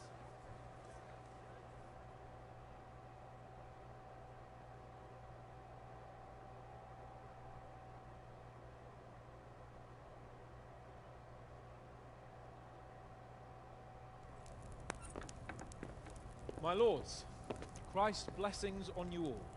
And on you, Lord Capon. And this is my son, Henry. I didn't know you had a son, Sir Radzig. Came as a bit of a surprise to young Henry, too. This gentleman here is John II of Liechtenstein, a member of my council. I'm honored, gentlemen. Come join us. Margrave Jobst was just about to tell us the reason for his visit. Your Grace? I'm sure we're all agreed, Your Graces, that all this unrest must come to an end. This kingdom needs a king. Question is, which king? My cousin, Wenceslas IV, who is being held in captivity. I have to confess, my lord, that your answer surprises me a little. If I'm correctly informed, until recently you sided with your other cousin, Sigismund. That I cannot deny, and I have always stated my position plainly. But times have changed. How have they changed, Your Grace? Sir, there is one thing on which we undoubtedly concur. That King Wenceslas, unfortunately, did not inherit his father's gift for governing. Sadly, his failures have cost Bohemia, the nobles, and our whole Luxembourg family a great deal of money and effort. How did the king let it go so far, damn it? It's in his temperament. He cares only for wine, women, and the hunt. A king, in fact, who never wanted to be king. Then why didn't he just let his brother have the crown? Young sir, the crown weighs heavy when there are duties to be performed. But to surrender it means giving up great privileges, too. But he did surrender power to his brother. When things started getting out of hand, Wenceslas appealed to Sigismund for help in restoring order. What you're saying, Wenceslas invited him here? This is starting to make my head spin. Actually, it makes sense when you think about it. Sigismund wanted to re-establish the power of the whole House of Luxembourg. He thought if he helped Wenceslas win the imperial crown, in return his brother would help him become the king of the Romans, and leave the actual reign of Bohemia and the empire to him. Sigismund would govern, while Wenceslas could carry on doing what he was best at, enjoying the life of the imperial court. Why wasn't Wenceslas crowned Holy Roman Emperor long ago?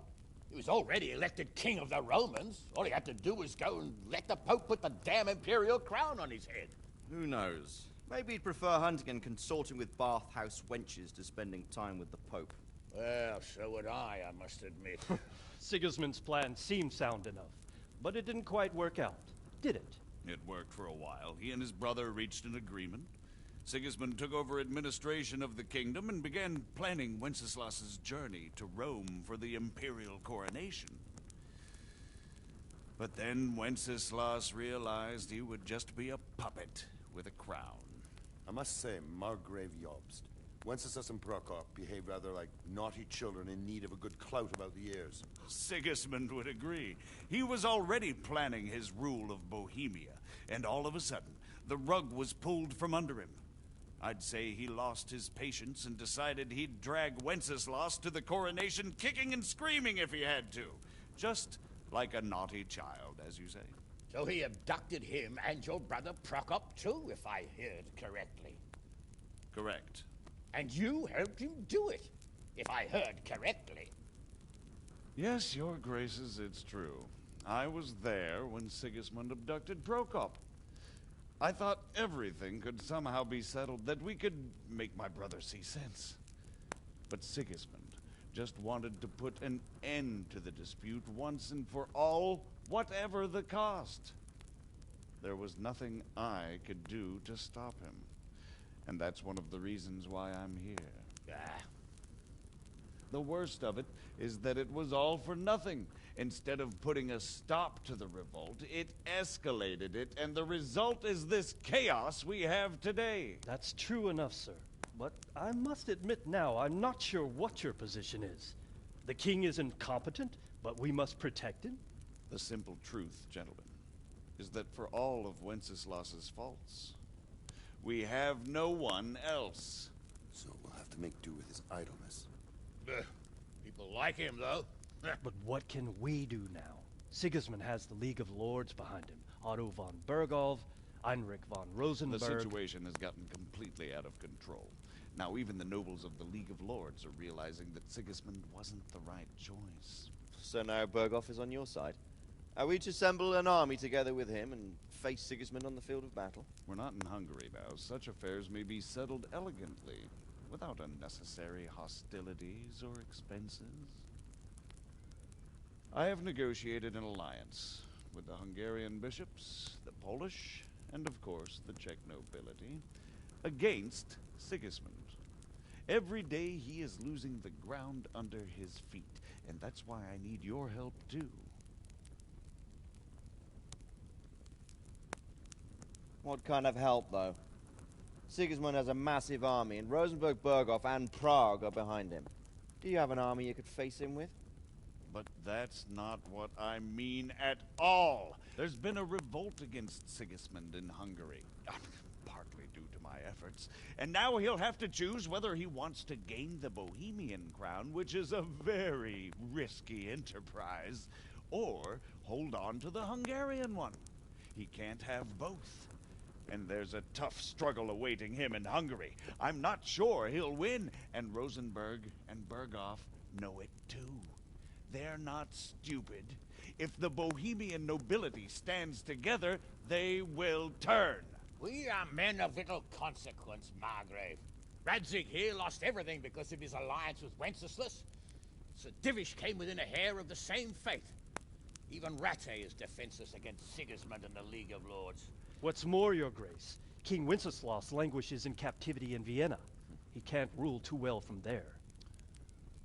And what do you propose? To sit with your arms folded till the Bohemian lands are turned to ashes like Skalitz? We have to put a stop to this senseless war. And do you know, sir, what the true position of the League of Lords is? I'm not on the best of terms with them at this moment, so you'll have to ask them yourselves. Yes. Why not? I'll go and visit Berghoff at his castle and we'll see what he tells me. You know, that's not such a bad idea, young sir. True. Though a little risky. I doubt Berghoff would harm a blue-blooded envoy. And you can find out what he has to say about developments and what the League of Lords is planning. Then we'll decide what to do next. I'll help you compose a letter to him. I'd like Henry to come with me. Why not? He's proven himself an able investigator, and he'll also be a good bodyguard if anything should happen. And I'll send Sir John here to Kuttenberg to be my eyes and ears there. I believe both your reports will help us get a better grip on the situation. When can you set out? Just as soon as I pack my things. Excellent. Margrave Jobst and I will draft a letter. Get ready, and we'll meet back here.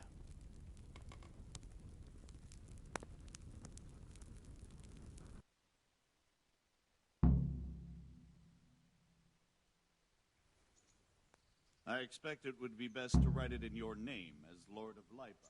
Quite so, Margrave. What exactly am I to write? Oh, what isn't really the issue. The question is how. We need to learn where they stand on liberating the king and ousting Sigismund. If they'll make trouble or join our side, but... But we have to ask in a way that won't leave Sir Capon being run out of the castle with a whip. Exactly. How about writing that you're concerned about current events and that you want to see things settled peaceably, and then ask the opinion of the League of Lords? Very well said, sir. And what they want to do about freeing King Wenceslas. Whether they think liberating King Wenceslas IV might contribute to resolving the dispute? And what they plan to do about the god-awful mess in this country. What steps they envisage taking to end the pillaging of Bohemia by foreign armies?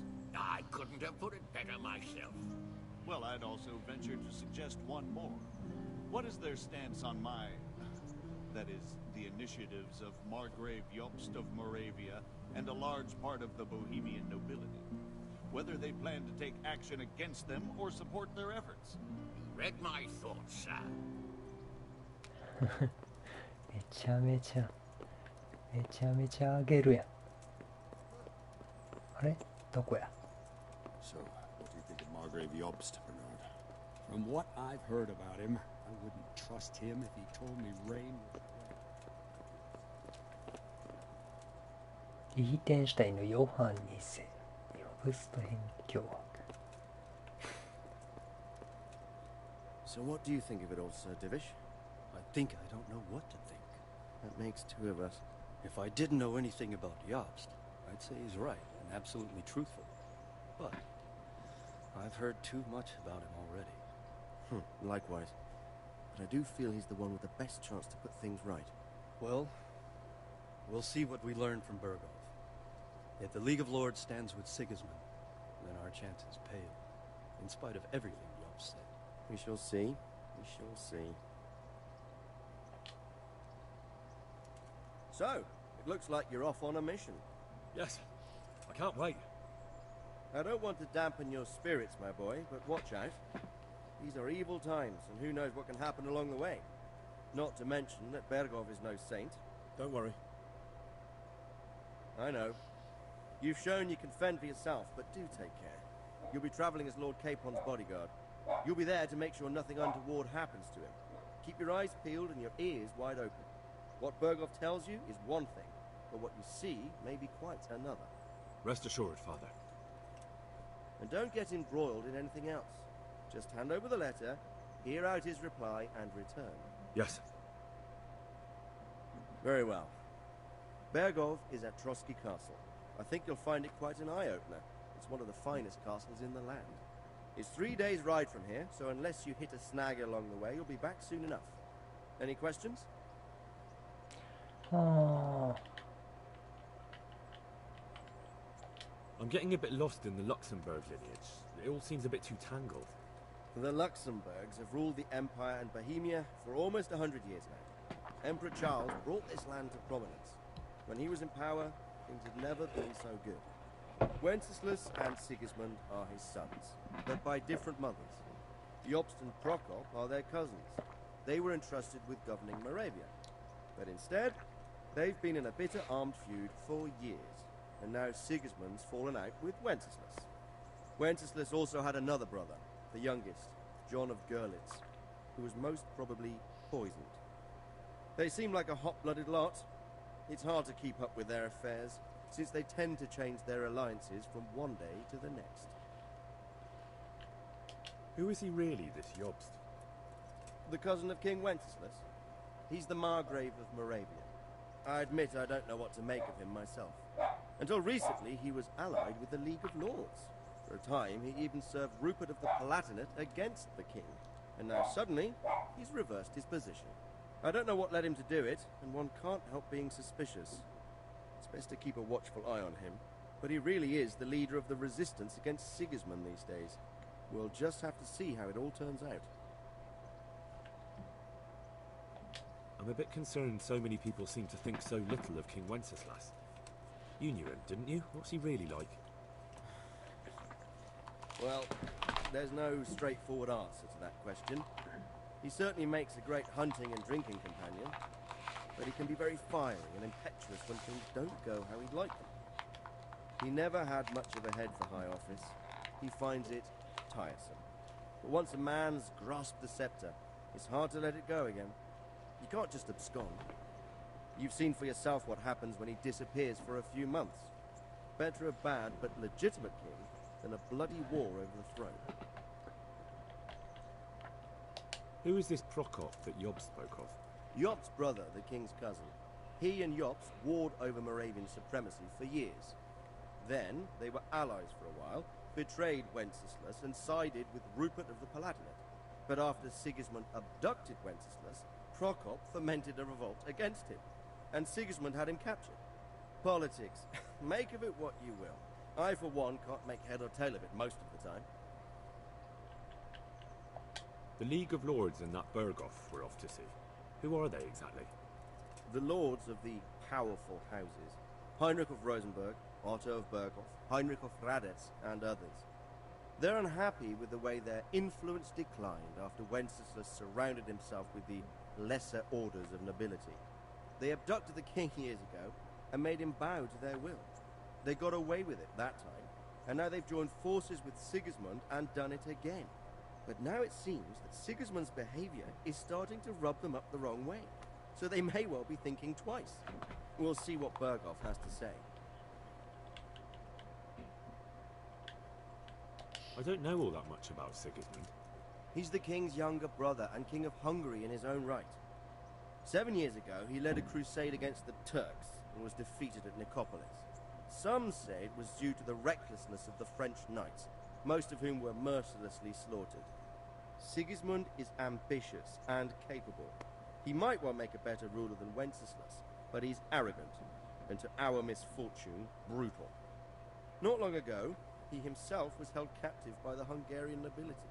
They dislike him as much as some of the Czech and German noblemen do his brother Wenceslas. Ironically, Wenceslas joined forces with Jobst to liberate him. And now this is how Sigismund repays his brother. There's no doubt about it, God does move in mysterious ways. Rupert of the Palatinate. That's a name I hadn't heard before today. Rupert is the Prince-Elector of the Palatinate. What's a Prince-Elector?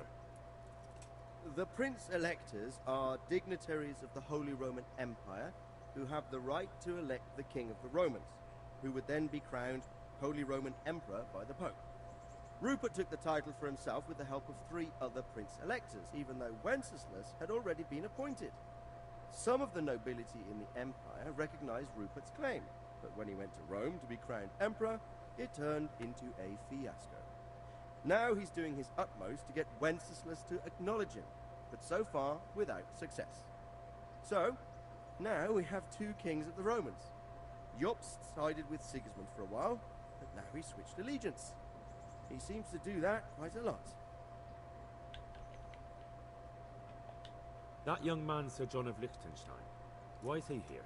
The Liechtensteins are a powerful Austrian family with estates in Austria and Moravia. Sir John sits on Jobst's council. Since the king's being held captive in Vienna, I suppose it makes sense to have a powerful Austrian house as allies. It could be very useful. That's about all. Very well. Take the letter from Sir Hanush, and good luck, son. Oh.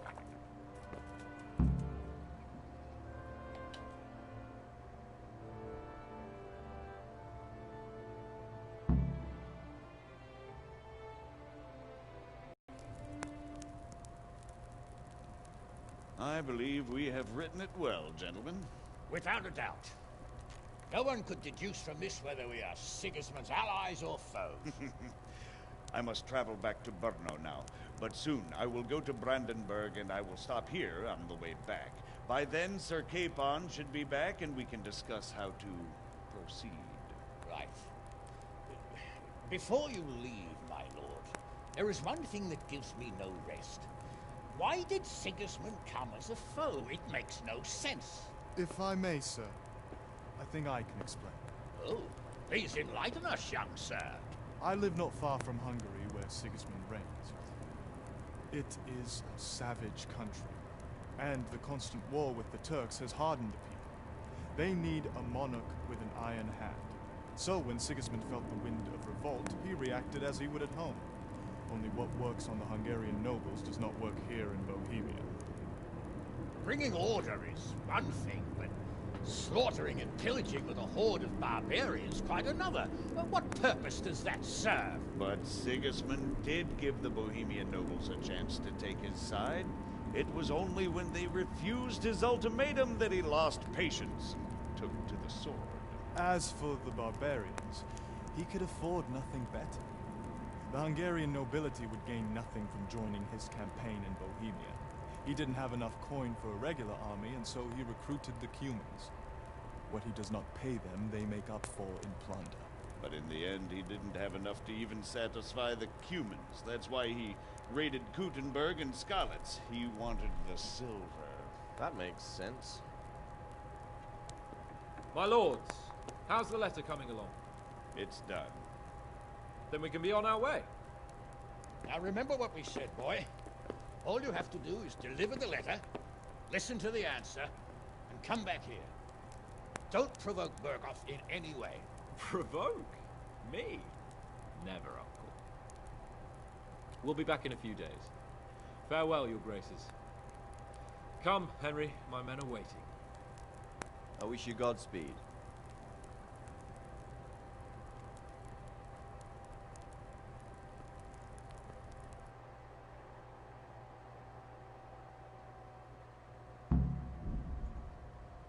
お、メインストーリーをクリアした。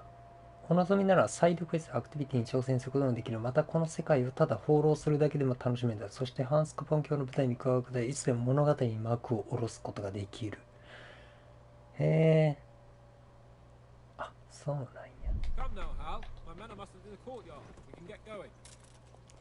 でハンス・カポン教に喋りかけると物語が終わっちゃうと。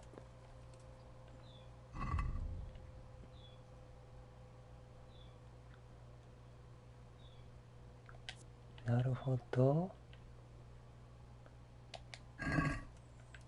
じゃあ村を復興させたいから村行こ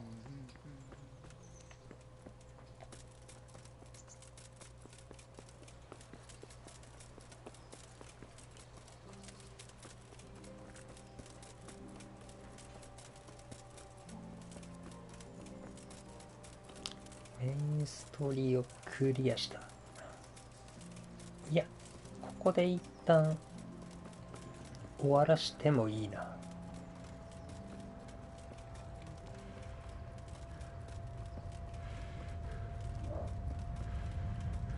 物語に幕を下ろせると。なるほど。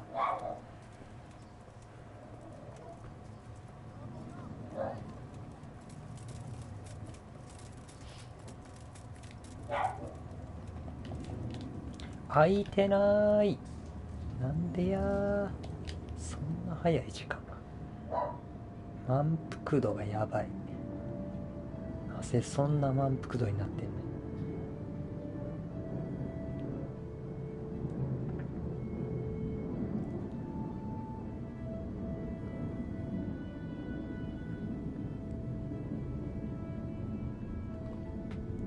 なるほど。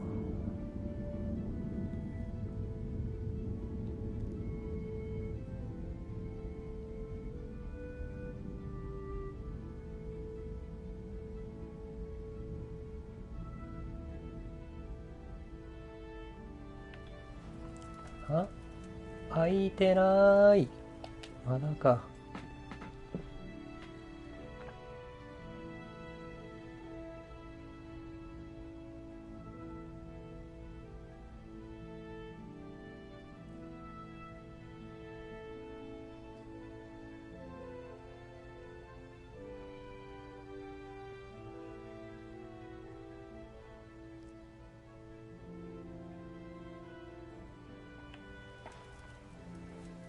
OK。 God's blessings. お前じゃないお前じゃないけど買えるわ。5000とかやば。あ、痛い痛い痛い痛い。下手や。 Save you good night. What can God be with you?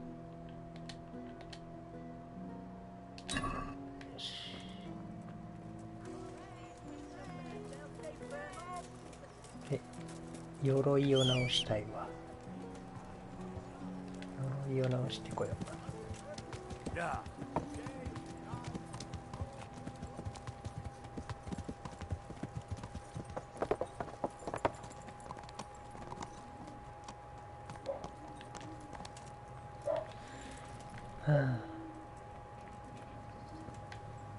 このまま先にエンドストーリー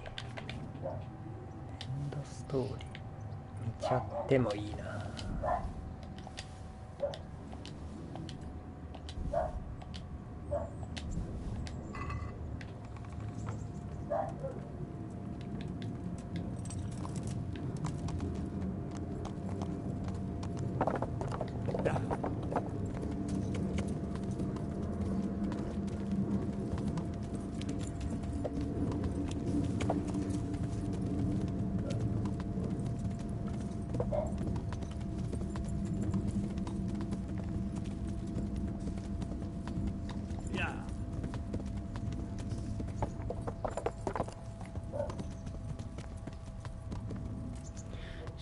ストーリーも見ちゃうか。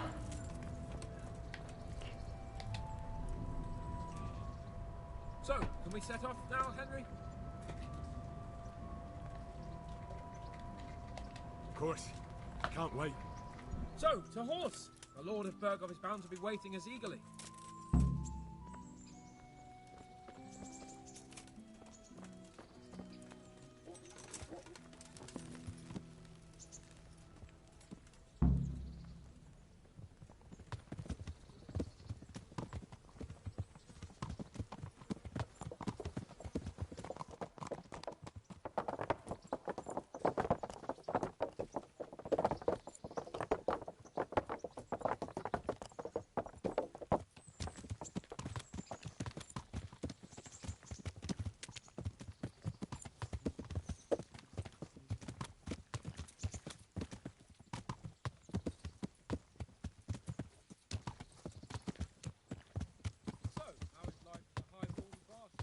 I'm getting used to it. What about Rodzig? Has he accounted for not owning up to you the whole time? He explained it. All will be well, I think. Glad to hear it. It's far more acceptable for a nobleman to befriend a noble bastard than a blacksmith's son. Mind you, don't come to blows with a blacksmith, my young lord.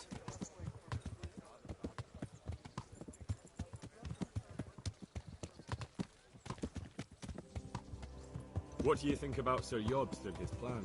Well, I admit all the scheming has me a little lost. I thought Sigismund was the devil, Wenceslas a martyr, those on his side the heroes, and those against him the villains. I believed we'd rescue the king and all would be well again, but now it looks a lot more complicated. Yeah, exactly.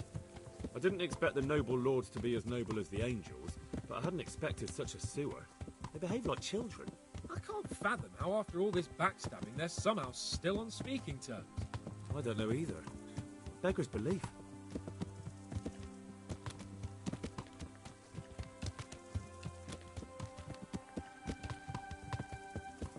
Did you know that King Wenceslas is such a... Feckless drunkard? Not really. And to be honest, I'm not sure I wanted to know. I slept better believing my fate was watched over by a wise and powerful monarch. So did I. What a dismal world when you can't keep trust in your own king. On the other hand, times were better with him here than with him gone. Isn't that the truth?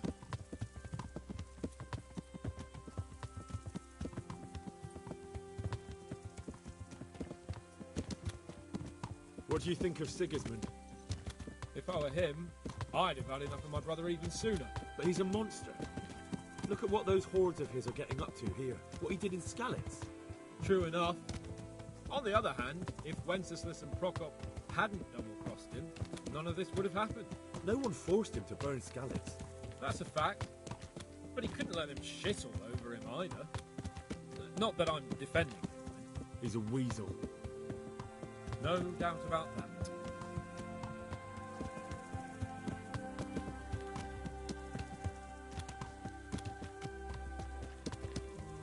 Do you know anything about Prokop?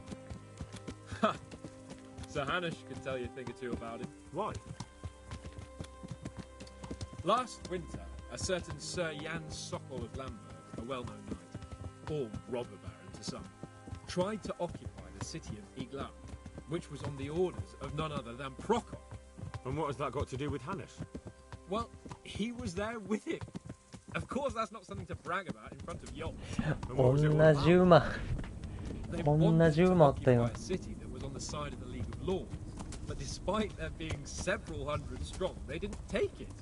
For one thing, they couldn't get past the Iglau women, with their pitchforks and cauldrons of hot water. I would never have thought of Sir Hanush as such a rebel.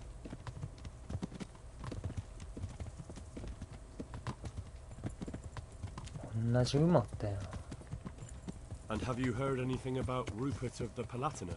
A little.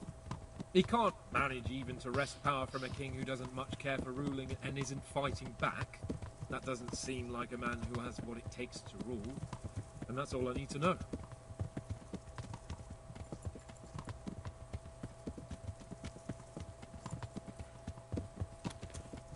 And that Berghoff we're going to see, do you know anything about him? I haven't heard much good about him, but I have a feeling that some other nobles are quite in awe of him. And his castle is apparently quite impressive. I'll be interested to see for myself.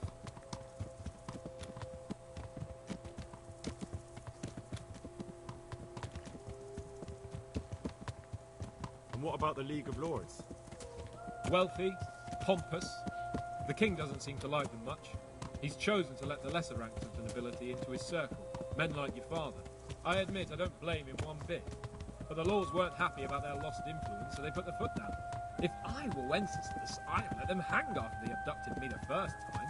But he gave them seats at the provincial council? Little wonder they're back in their old tricks.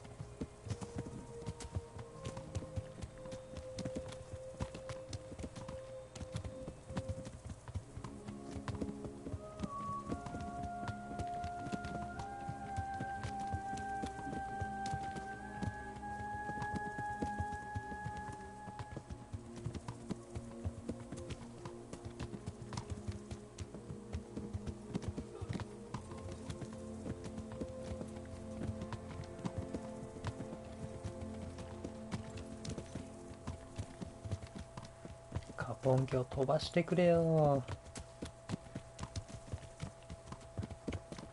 カポン鏡飛ばしてくれよこれ。すんげえカクカクした。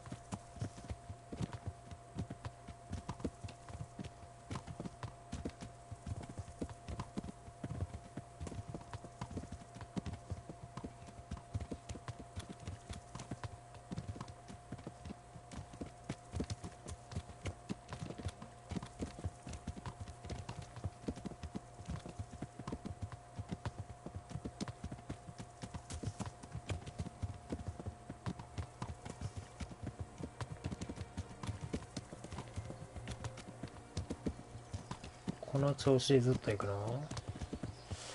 いやーでもそれにしてもあっさり終わったな。あっさり何今の邪魔しに来ただけ。絶対邪魔しに来ただけや今。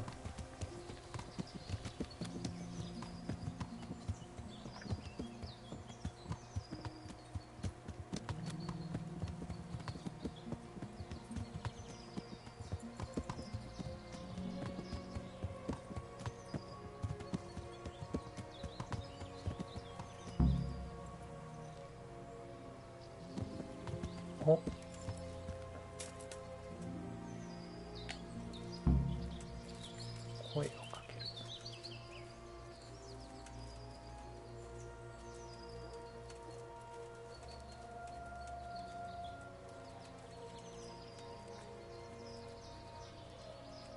ここどこ？ここどこ？そこ？なるほどね。そっから向かっていくとって感じか。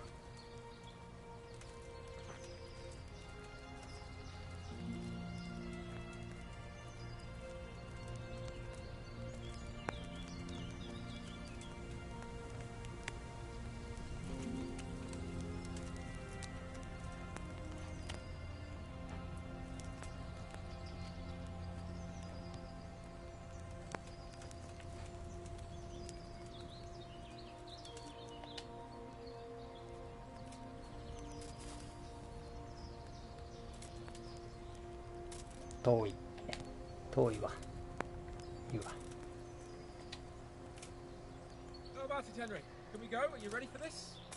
あ、もちろん。 Of course. At last I'll get to see more of the country and have a bit of an outing. Quite.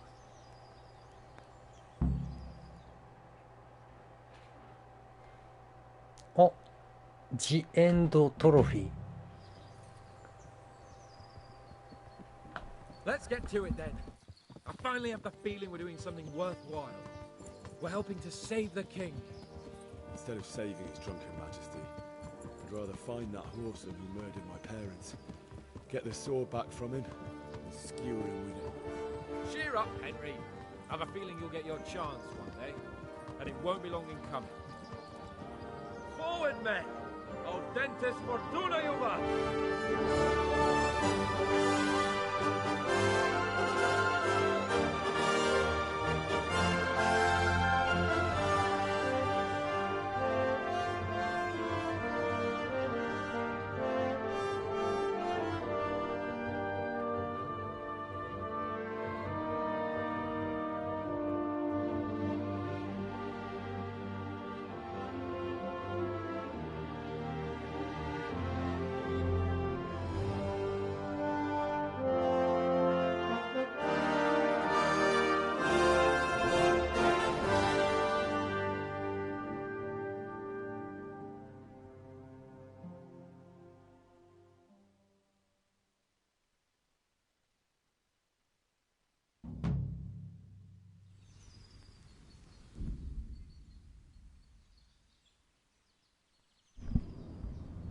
あれ、普通に戻っていた。普通に戻ってきたな。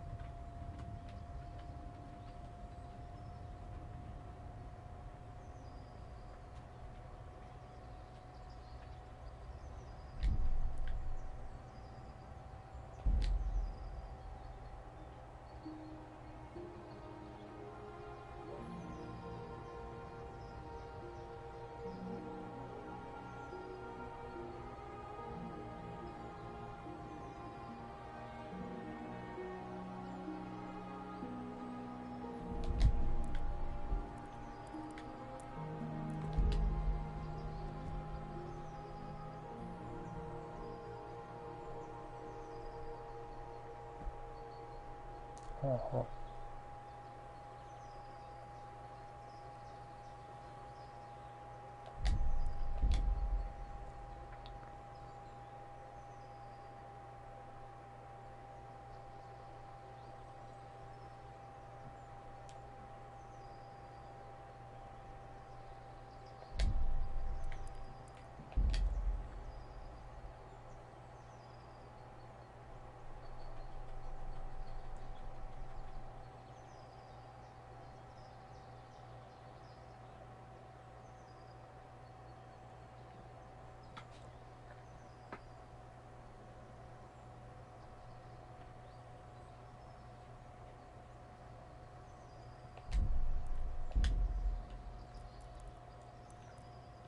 なんかあっさりと終わっちゃったな。あっさりと終わっちゃったなこれ。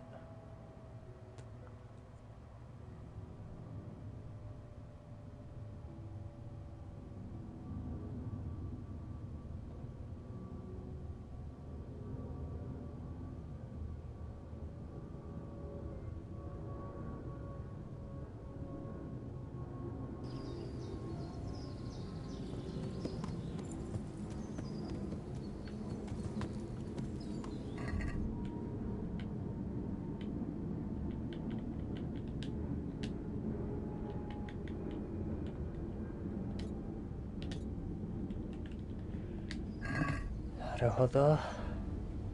OK。 じゃあひとまずこれはこれでおしまい。